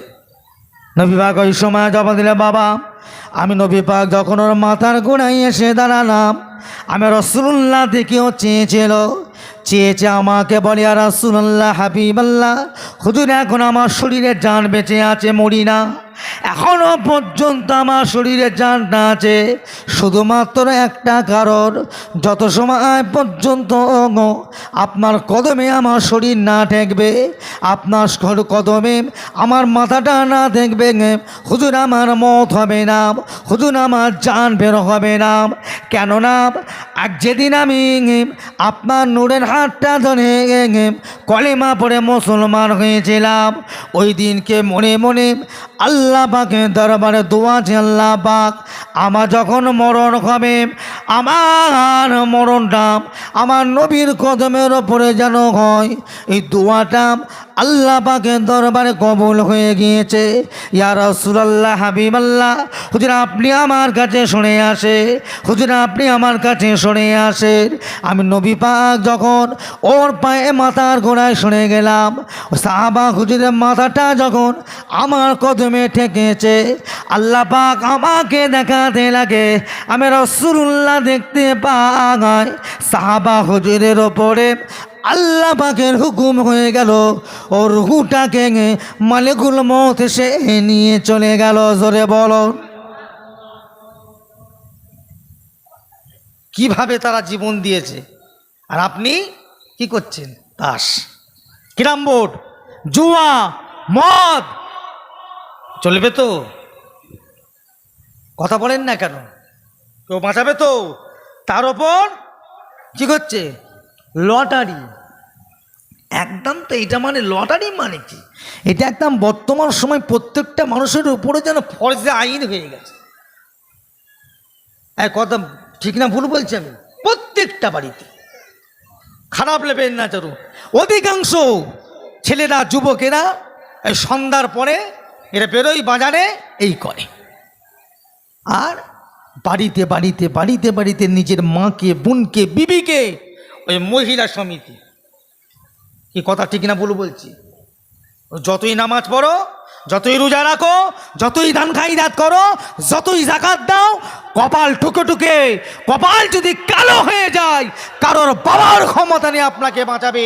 কারণ আমার নবী পরিষ্কার বলে দিয়েছে, যার শরীরে যার্রা পরিমাণে হারাম থাকবে, যার শরীরে যার্রা পরিমাণে বিলাদ হারাম থাকবে, ও যতই আল্লাহ বলুক, নবী বলুক, কলেমা পড়ুক, ওর কোনো নামাজ কবুল হবে না। কথা মাথায় ঢুকেছে তো? সেইভাবে চলেন, সেইভাবে চলবার চেষ্টা করেন। আল্লাহ পাক আমাদের সকলকে ঈমানের ওপরে আল্লাহ পাক আমল করা তৌফিক দান করেন। সকলে বলুন আল্লাহুম্মা আমিন। একবার জোরে বলা যাবে না? আমার ভাইজানেরা, বাবাজিরা, আমাদের যুবকেরা, মুরব্বীরা, আল্লাহ আমাদের সকলকে খাতেমা বিল খায়ে নসিব করেন। জোরে বলুন আল্লাহুম্মা আমিন। মুক্তাসার করলাম ভাই, রাত্রির 12টা বাজতে যাচ্ছে। যে সমস্ত ভাইয়েরা আশেপাশে আছেন, সকলে মাহফিলের ভিতর ঢুকে আসেন, সকলে মাহফিলের ভিতরে ঢুকে আসেন, মাহফিলের ভিতরে এসে বসেন। দিন বর্তমান সময় কিন্তু আপনার আমার জন্য খুব কঠিন অবস্থা, খুব কঠিন অবস্থা। খুব আমাদের আপনাকে খুব বুঝে শুয়ে চলতে হবে, খুব বুঝে শুয়ে চলতে হবে। মিসিরিকে কি গো, ওই আপনার কি বলে, ফটকিরিকে মিসিরি বলে খেয়ে ফেললে হবে না। দুটো কিন্তু দেখতে এক, স্বাদ কিন্তু আলাদা। কি কথা ঠিক না ভুল বলছি? দুটো দেখতে এক। ফটকিরি চেনেন তো? এই নাপিতের দোকানে দাড়ি কাটার পরে, চুল কাটার পরে এটা ঘষে দেয় না? আর মিচিরি বোঝেন তো? মিচিরি, মিষ্টির শরবত, দুটো কিন্তু একই দেখতে, একই দেখতে। দুটো কিন্তু দেখবেন ভাঙলে একই অবস্থা, কিন্তু কোনটা মিশিরি আর কোনটা কি আপনার কি বলে ফটকিরি বুঝবেন কি করে? আমাদের সমাজের ছেলেরা কিছু অবুঝ আছে, অবুঝ আছে, বিয়াক্কেল কিছু আছে। এরা কোনটা মিশিরি আর কোনটা ফটকিরি এখনো পার্থক্য করতে পারে না। এরা মিশিরিকে ফটকিরি, এই ফটকিরিকে মিশিরি বলে খেয়ে বসে আছে। সেইভাবে আমাদের বাঁচতে হবে।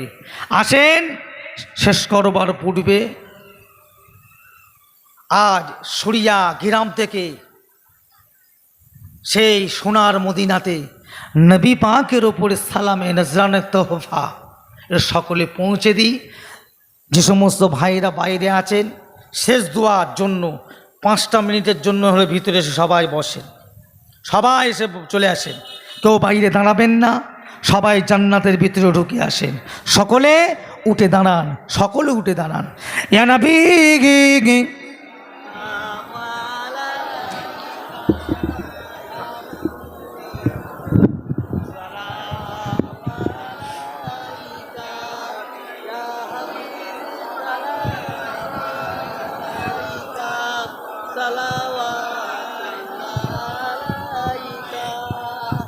তালাল বাদর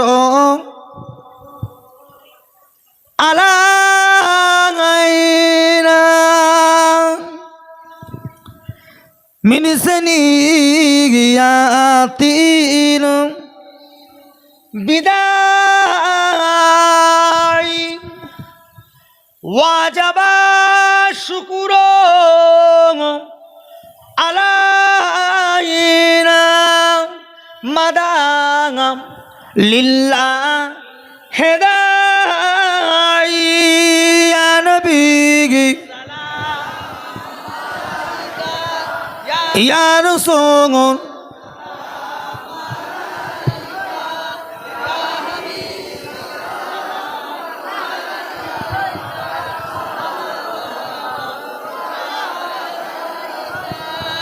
জিবরাইল দিলেন যে আওয়াজ খুলে দাও আসমান আনের দো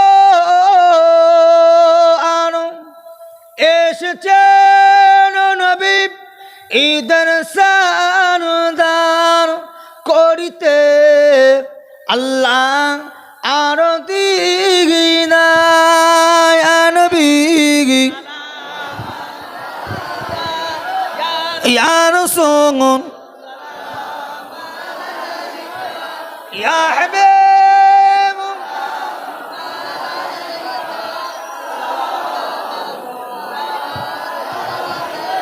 নবীজি রাব্বা আবদুল্লাহ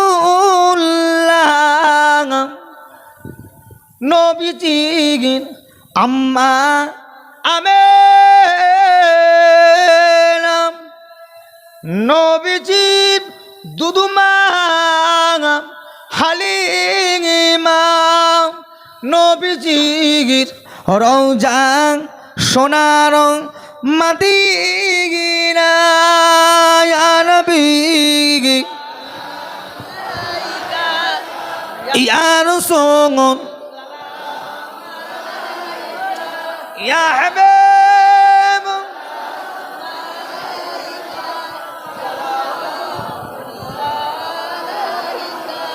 একটু আগে আগে এসে বসেন, পিছনে অনেক ভাই দাঁড়িয়ে আছে, একটু আগে আগে এসে বসেন, সকলে আস্তে আস্তে বসেন, ফাঁকা জায়গাগুলো পূরণ করে সকলে বসেন। দরুদ আল্লাহুম্মা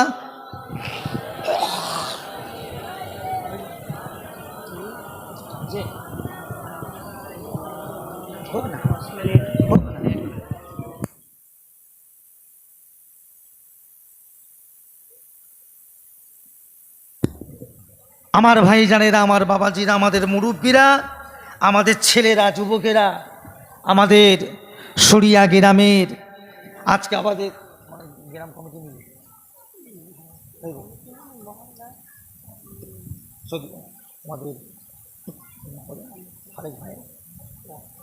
আমাদের সরিয়া গ্রামের সমস্ত যুবক এবং মুরব্বীদের সহযোগিতা, তাদের মিলিতভাবে আজকের আমাদের এই মাহফিল, বিশেষ করে আমাদের খুব মহাব্বতের ভাই আমাদের জনাব খালেক ভাই, তিনি তো আছেন, তার সাথে আরও সব আমার যুবক ভাইয়েরা মিলে আজকের এই মাহফিলটা আল্লাহ করিয়েছেন। কি সবাই খুশি না বেজার?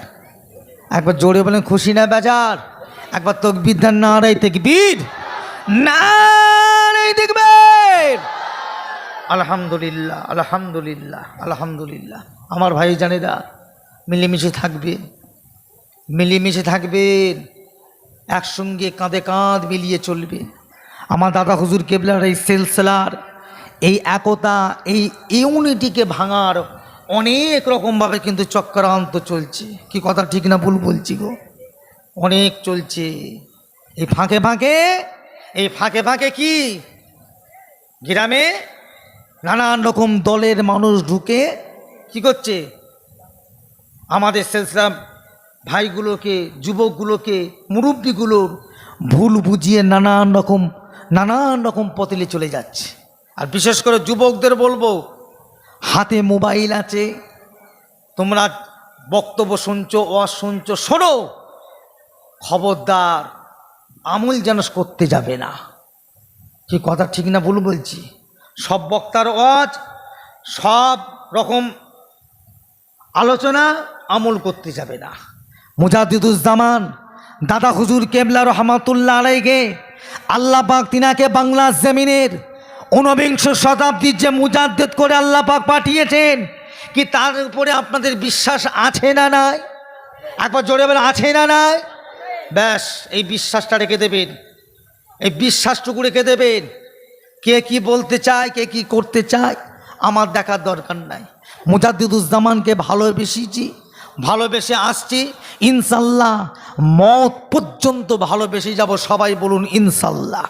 ব্যাস, কোনো দিকে তাকাবেন না, কোনো দিকে চাইবেন না। কে কি বলছে বলুক গে যাক, সে তার মতন তার করুক গে যাক। দাদা হুজুরকে যখন আমার আব্বা মেনেছে, দাদু মেনেছে, দাদি মেনেছে, নানা মেনেছে, নানি মেনেছে, আমার পূর্বপুরুষরা মেনেছে, ব্যাস আমি ওইভাবেই মেনে তার আকীদার উপরে আমি চলতে চাই। কি কথা ঠিক না ভুল বলছি? খুব বুঝে চলবেন, আখিরি জামানা, নানান রকম দলমত সুযোগ নিচ্ছে, সুযোগ। কার ওপর বিশ্বাস করবেন, কার ওপরে বিশ্বাস করে ছাড়বেন? এই দুনিয়া বর্তমান যে অবস্থা, কার ওপর বিশ্বাস করা যাবে না। ও দাড়িওয়ালা, টুপিওয়ালা, জুব্বাওয়ালা গো, আর প্যান্ট শার্ট কি গো, দাড়ি নেই, প্যান্ট শার্ট পরে করে এরকম মানুষই হোক, কারোর ওপর বর্তমান বিশ্বাস করে কিছু ছাড়া যাবে না। বুঝতে পেরেছেন? মালিক কোনো এক জায়গায় যাচ্ছে, বাড়িতে চাকরকে দায়িত্ব রেখে গেছে। কি গো, মালিক কোনো এক জায়গায় বেরিয়েছে, আর কি গো, বাড়ির চাকরকে রেখে গেছে কি দায়িত্বে রেখে গেছে। চাকর আর কীরকম দায়িত্ব দেবে? বাড়ি, যার বাড়ি তার যেভাবে দায়িত্ব, তার যেভাবে মেহনতের জিনিস, তার যে খেয়াল থাকবে, বাড়ির যারা চাকর থাকবে তারা কি সেভাবে গোলাম সেভাবে আর খেয়াল রাখবে? রাখতে পারবে না। তা সেই দশা হয়ে গেছে আমাদের, সেই দশা।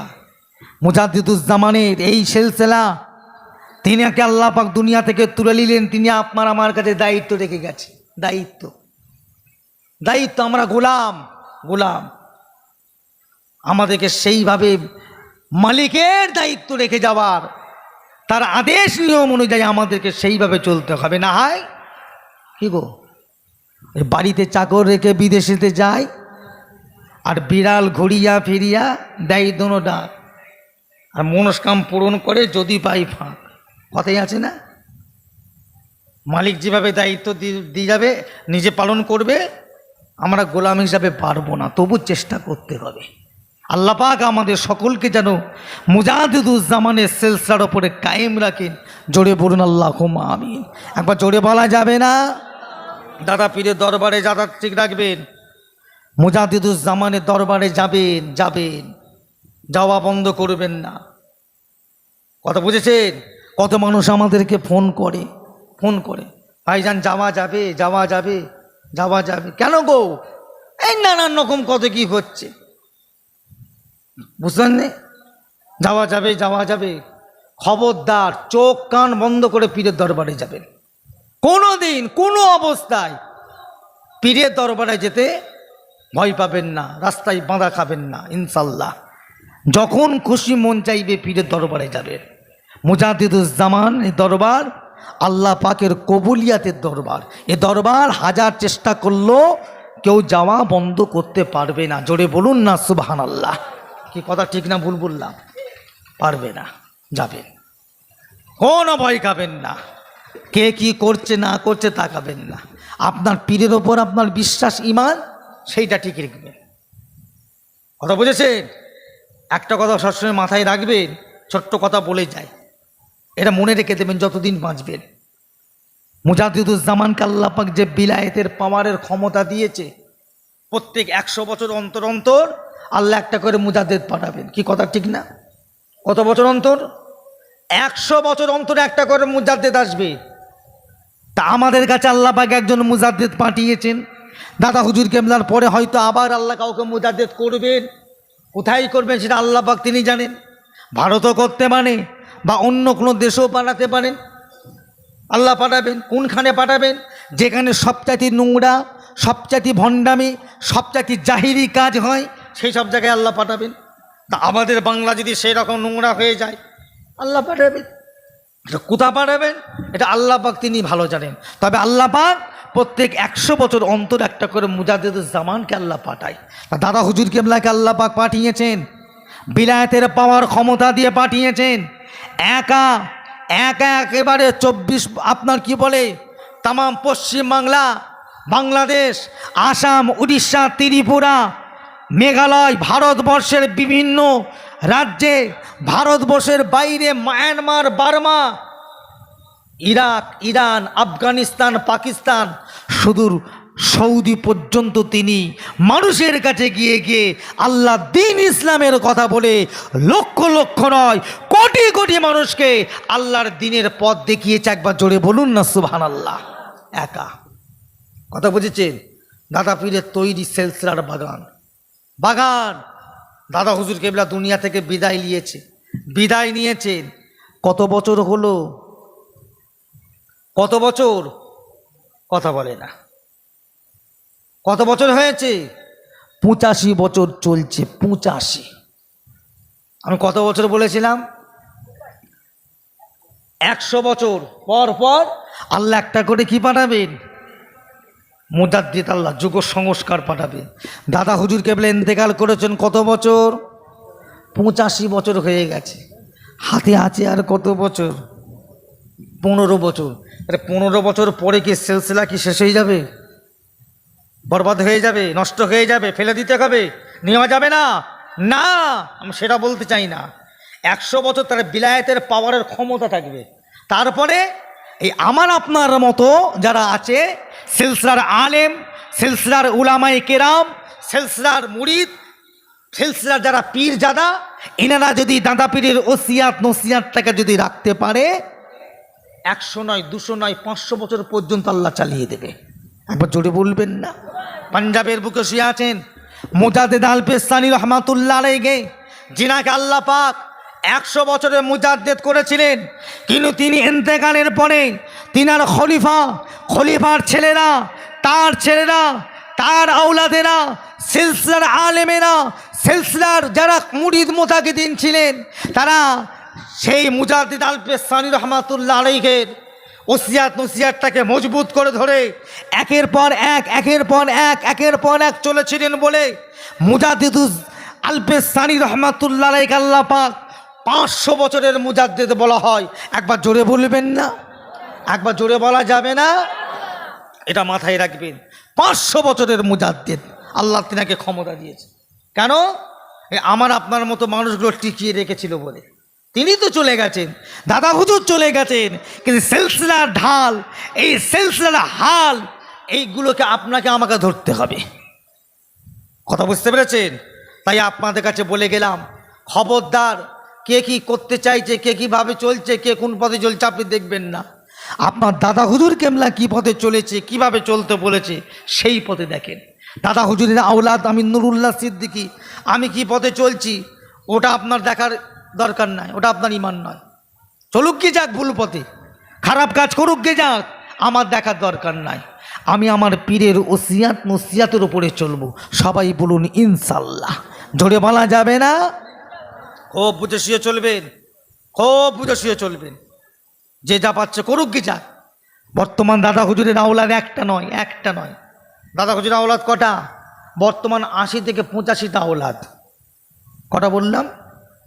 80 থেকে 85টা আওলাদ আছে বর্তমান। অনেকে দুনিয়া থেকে বিদায় নিয়েছেন, আমার আব্বাজান, চাচাজান, আমরা ভাইয়েরা আছি, আমাদের ভাতিজারা আছে, আবার আমাদের ভাতিজাদের ছেলেপুলে হয়ে গেছে। কথা বুঝেছেন? এরকম করে বর্তমান আমরা 80 জনের ওপরে বর্তমান দাদা পীরের আওলাদ আমরা আছি। হাগো এই 80-85-র ভিতরে যদি 1 জন 2 জন 5 জন যদি ভুল পথে উল্টো পথে চলে, তার জন্য কি আপনারা দাদা পীরকে দায়ী করবেন? এক কথা বলেন, দাদা হুজুরের সিলসিলা ছেড়ে দিয়ে চলে যাবেন, ফুরফুরা শরীফে যাওয়া বন্ধ করে দেবেন? এক কথা বলে না। ওসব দিকে আপনি লক্ষ্য রাখবেন না। আপনার লক্ষ্য থাকবে একদিক, সেটা কি? মুজাদ্দিদুজ্জামান দাদা হুজুরের দিকে। কি কথা ঠিক না ভুল বললাম? 2টো 5টা 10টা এদিক ওদিক হয়ে যাক, বুঝুক যাক, আমার দেখার দরকার নাই। আমার একটাই লক্ষ্য থাকবে, আমার পীরের আদেশ হুকুম, তার ওসিয়াত নসিয়াত, ব্যাস, আর কিচ্ছু নয়। আল্লাহ পাক আপনাকে আমাকে সে মুজাদ্দিদুজ্জামানের সিলসিলার উপরে কায়েম রাখেন, শরিয়াতের উপরে, দ্বীনের উপর চলা তৌফিক দান করেন। সকলে বলুন আল্লাহুম্মা আমিন। একবার জোরে বলা যাবেন আল্লাহুম্মা আমিন। সকলে বিসমিল্লাহ শরীফের সাথে 11 বার দরুদ শরীফ, সূরা ফাতিহা শরীফ 3 বার, ইখলাস শরীফ 3 বার তিলাওয়াত করেন, দোয়া হবে। ঠিক আছে আমার ভাইজানেরা, আমার বাবাজিরা, আমাদের মুরব্বীরা, সকলে তিলাওয়াত করেন। চুপ করে কেউ বসে থাকবেন না, সবাই তিলাওয়াত করেন। তারপর কোথায় খবর নেন না, 15 মিনিট হয়ে গেছে, হয়েছে তো। তাবারকটা নিয়ে চলে আসেন, যতটুকুন তাবারক করেছেন আল্লাহ কবুল করেন। আপনার সকলে এই দামাত কবুল করেন। সকলে বলুন আলহামদুলিল্লাহ। যা করেছে নিয়ে যান, যতটুকুন করেছেন আল্লাহ করিয়েছেন খুশি হন। তারপরও খাওয়া হলো সুন্নাত, সবাই খাবেন, সবাই নেবেন। আর মাত্র কয়েকটা দিন বাকি আছে, সামনে 21শে আশ্বিন। এই শুনছেন তো, সামনে 21শে আশ্বিন এসে গেছে। ভাদ্র মাস মানে এখন শেষ হয়নি, 2-1 দিন বাকি আছে, রোববারে পড়বে। যাই হোক, 2-1 দিন বাকি আছে। সামনে 21শে আশ্বিন, বাদ মাগরিব হতে রাত্রি 11টা পর্যন্ত ছোট হুজুর পীর কেবলা রহমাতুল্লাহ আলাইহির অফাত দিবস ইন্তেকালের দিন 21শে আশ্বিন। সকলকে দাওয়াত দিলাম, সবাই আপনারা যাবেন, সবাই যাবেন। দুপুরে এবং বাদ এশা আমার বাড়িতে খাওয়া দাওয়ার দাওয়াত দিলাম, সকলে কবুল করেন, বলুন আলহামদুলিল্লাহ। সবাই বলুন আলহামদুলিল্লাহ। সবাই যাবেন, সবাই যাবেন। পীরের দরবার ছাড়বেন না। ফুরফুরা শরীফের ওপরে যদি কারোর মনে যদি কোনো রকমে যদি খারাপ ধারণা, রাগ রাখবেন না। এখনও বলছি, যে খারাপ তার থেকে দূরে সরে যান। দাদা হুজুর কেবলাকে ছাড়বেন না, দাদা হুজুর পীর কেবলাকে মজবুত করে ধরেন, ছাড়বেন না। আল্লাহ পাক মুজাদ্দিদুজ্জামানকে বাংলার কোটি কোটি মানুষের জন্য নাজাতের ওসিলা করে পাঠিয়েছেন। একবার জোরে বলুন না সুবহানাল্লাহ। একবার জোরে বলা যাবে না? দাদা হুজুর কেবলাকে মজবুত করে ধরে থাকবেন, ছাড়বেন না। আর যুবকগুলোকে বলে গেলাম, হ্যাঁ যুবকেরা, যদি ভালো হতে চাও, বাঁচতে চাও, এখনও বলে দিচ্ছি, কারোর বাবার ক্ষমতা নেই তোমাদেরকে বাঁচাবে, কারোর বাবার ক্ষমতা নেই তোমাদের বাঁচাবে। পরিষ্কার বলে দিচ্ছি, ভালো যদি না হও, সৎ যদি না হও, তুমি যতই নুরুল্লাহ সিদ্দিকী, অমুক সিদ্দিকী, অমুক ভাইজান, অমুক ভাই সাহেব, অমুক অমুক করে যতই চিল্লাও, কারোর বাবার ক্ষমতা নেই তোমাকে বাঁচাবে। বলে দিলাম, ভালো যদি না হও কেউ বাঁচাতে পারবে না। এই ক্যারাম বোর্ড, তাস, জুয়া, লটারি, পাবজি, ফ্রি ফায়ার, এই সমস্ত কাজ তওবা করে দাও, সরে এসো। আর একটা কথা বলি, সমাজের যুবকেরা বর্তমান অতিরিক্ত বেড়ে গেছে। আল্লাহর নবী বলেছে, যে যাকে অনুসরণ করবে কিয়ামতের দিন কিন্তু তার সঙ্গে তার হাসর হবে। যে যাকে অনুসরণ করবে, কি গো, তার সঙ্গে তার কি হবে? হাসর হবে। অর্থাৎ একই জায়গায় একই কাতারে তারা দাঁড়াবে, যে যাকে অনুসরণ করবে। বর্তমানে আমরা অনুসরণ অনেক করি। নায়কেরা কি করেছে, নায়িকারা কি করেছে, ফিল্ম স্টাররা কি করেছে, বড় বড় অভিনেতারা কি করেছে, তাদের স্মরণ করে আমরা চলি। বিশেষ করে চোখে যেটা বেশি পড়ে সেটা হলো আমাদের সমাজের ছেলেগুলো মাঝে মাঝে এমন চুল কেটে বাইরে বের হয়, তাকাবার মতো নয়। কি কথা ঠিক না ভুল বলছি? তাকাবার মতো নয়। ঠিক হও যুবক, তুমি যদি ওই অবস্থায় মরে যাও, ওই অবস্থায় তোমাকে কিন্তু কবর দেবে। ফেরেশতা তোমাকে মানুষ না অন্য কিছু চিনতে পারবে না, মনে রেখো। ফেরেশতাও চিনতে পারবে না। এমন ছেলেরা বর্তমান ঘুরছে, এরা যাকে অনুসরণ করেছো, মনে রাখবে, আল্লাহ না করেন যদি মরে যাও, তার সঙ্গে তোমার কিন্তু হাসর হবে। আর আল্লাহর ওলিদের অনুসরণ করো, তাদের ইত্তেবা, তাদের অনুসরণ করে তাদের সঙ্গে মহাব্বত ভালোবাসা রেখে চলো, জানবে গুনাহগার হলো ঈমান নিয়ে যদি মরতে পারো, কিয়ামতে আল্লাহর ওলিদের, নামাজিদের, হাক্কানি উলামায়ে কিরামদের কাতারে আল্লাহ তোমাকে দাঁড় করিয়ে দেবেন। সবাই বলুন না সুবহানাল্লাহ, সবাই বলুন ইনশাআল্লাহ। আমার ভাই জানেরা, কথা বুঝবেন, খুব বুঝে শুয়ে চলবেন। যে যা তিলাওয়াত করলেন সকলে আমাকে উকিল করেন, সবাই আমাকে হাওলা করে দেন। তাবরকটা করে নিয়ে আসতে বলেন, তাড়াতাড়ি করে, দেরি করেন না। তাবরকটা নিয়ে আসেন। আমার ভাই জানেরা, বাবাজিরা, আমাদের মুরব্বীরা, আমাদের ছেলেরা। আর একটা কথা, হাতে মোবাইল আছে, ভালো জিনিসে ব্যবহার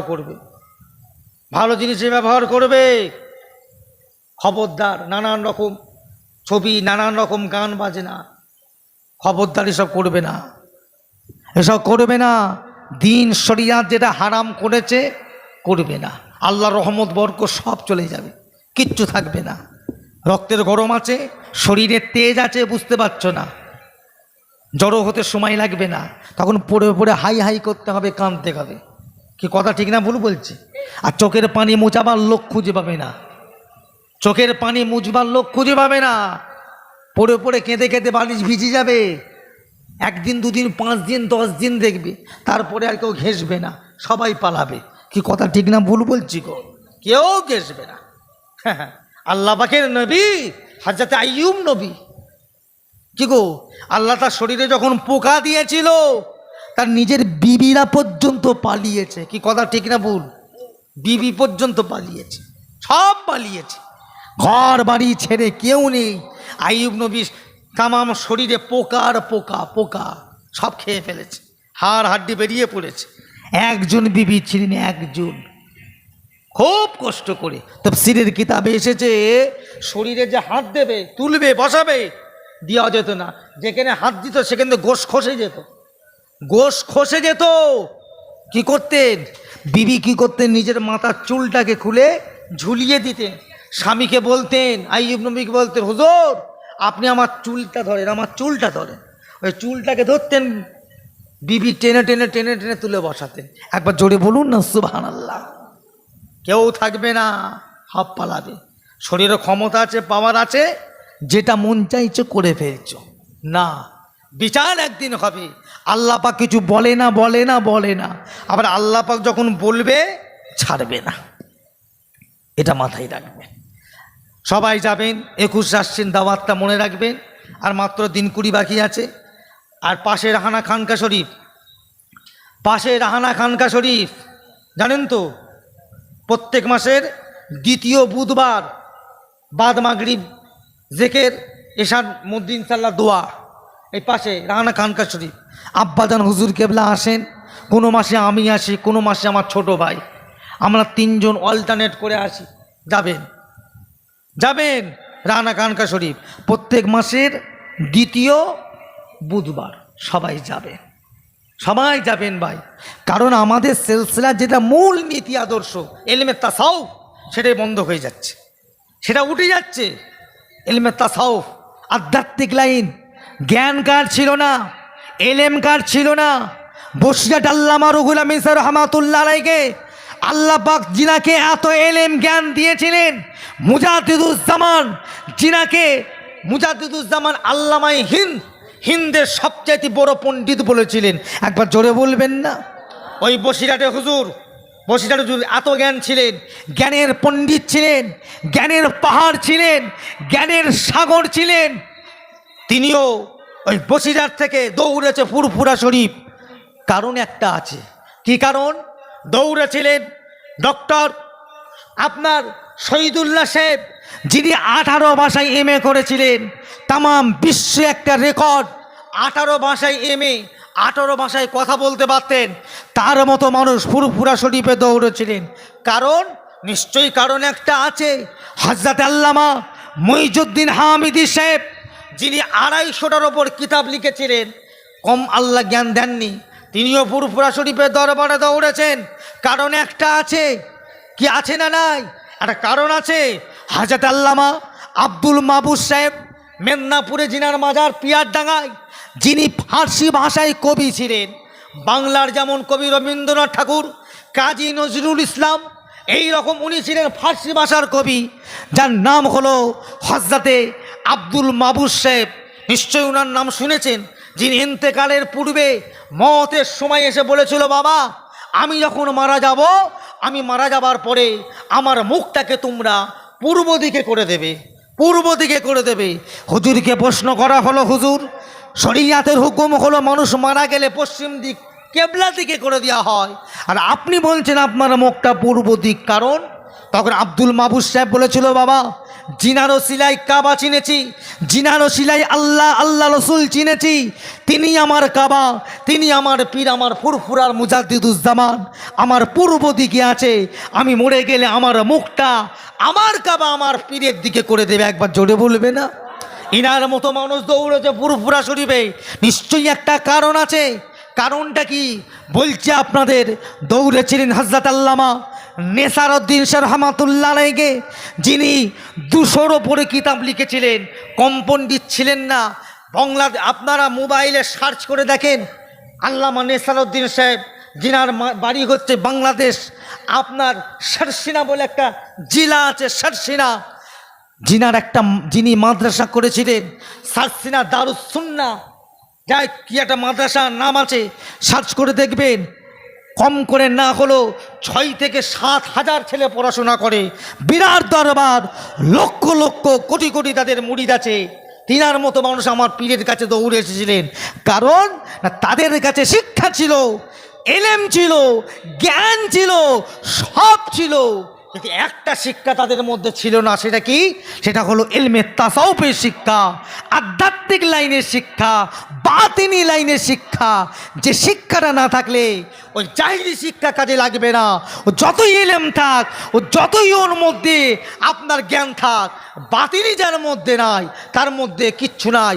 আজকে ফুরফুরা শরীফের মুজাদ্দিদুজ্জামান বিশ্ববিখ্যাত আল্লাহর ওলি হয়েছে একটার ওপরে ডিমান্ড করে, একটার ওপরেই। সেটা কি? তার মধ্যে ছিল ইলমে বাতিনি, ইলমে বাতিনি, গোপনে যেটা আত্মার শিক্ষা, মনের শিক্ষা, যেটা হলো ইলমে বাতিনি শিক্ষা। একবার জোরে বলবেন না? আর সেই ইলমে বাতিনিটা আস্তে আস্তে আমাদের কাছ থেকে ধুয়ে মুছে পরিষ্কার হয়ে সাফ হয়ে চলে যাচ্ছে।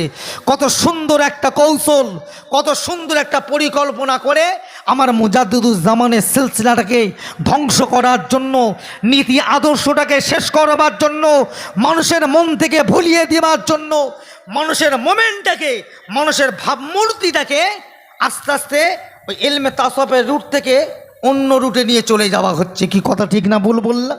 এইগুলো আমাদেরকে বুঝে, এইগুলো আমাদের চিন্তা ভাবনা করে চলতে হবে।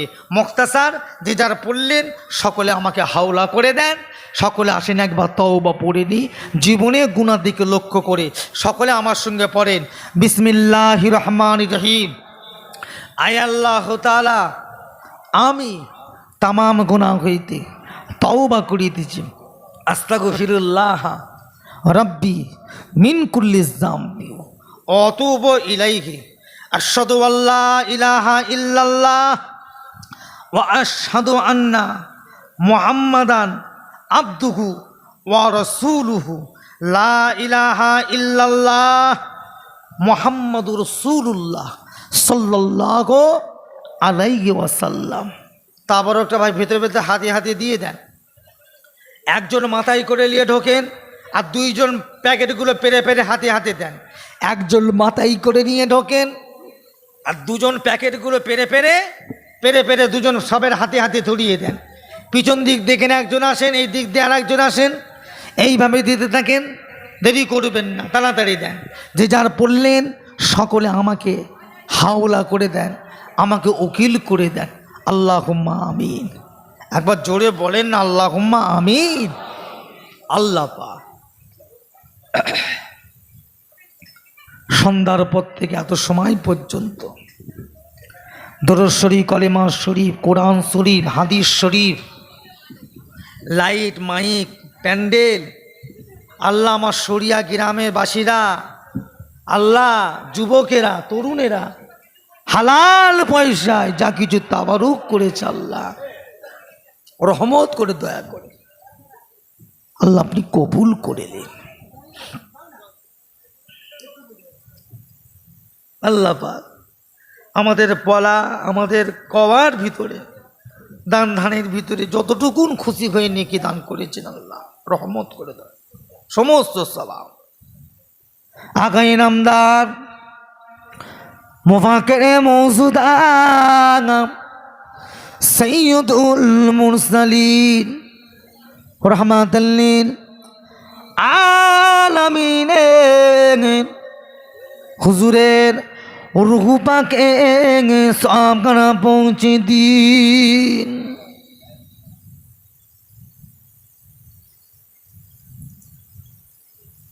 হুজুর আলাউলাদ আম্মা জান সাহাবায়ে কেরাম সাহাবীগণ, ইমাম হাসান হুসাইন হযরতে ফাতেমা রাদিয়াল্লাহু তাআলা আনহুমা,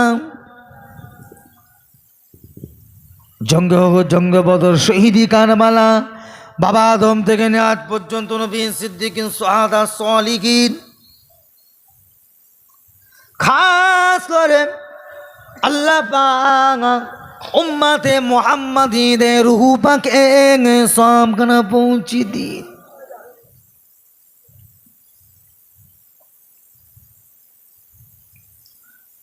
হাজরত গৌসুল আজম খাজা গনিবে নওয়াজ বাহাউদ্দিন নকশা মাহমুদ আল-ফেসানি কুতুবুদ্দিন কাকি নিজামুদ্দিন আউলিয়া শাবাকি বিল্লাহ হাজি আলী রহমাতুল্লাহ আলাইকে হযরত শাহজালাল সুলতান বালকি খানজান আলী শাহ মখদুম শাহ পরান নূর মোহাম্মদ নিজামপুরি রহমাতুল্লাহ আলাইকে হযরত পীর গুরাচাঁদ সৈয়দ আসগার আলী গাজী বাবা एक दिल सर रहमतुल्लाह अलैहि सा सुल्तान रहमतुल्लाह अलैहि सिराजुद्दीन आखिर रहमतुल्लाह अलैहि हिजरी शरीफ मसला दे आला रहमतुल्लाह अलैहि मिदनापुर टाउन हाजी मुस्तफा मादानी मंसूर बुगदादी इस्माइल बुगदादी अंदर सवन अब्बाजान शुपिया अब्दुल मोमिन रहमतुल्लाह अलैहि कोलकाता मानिक तलाय अल्लाहर वली हजरत सूफी फाते अली ওয়াইসি রহমাতুল্লাহ আলাইহি হুজুরে রূহ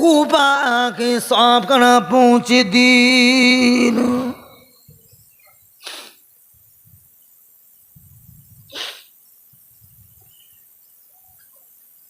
খাস করে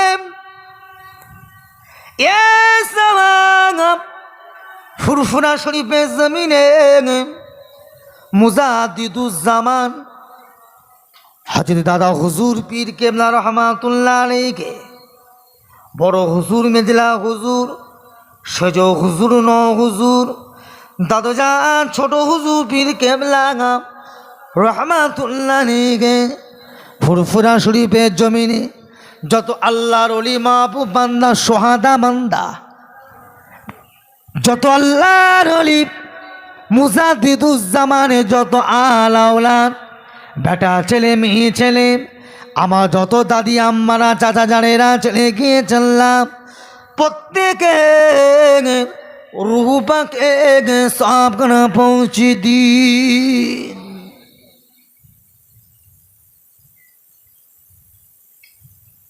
খাস করে আজকে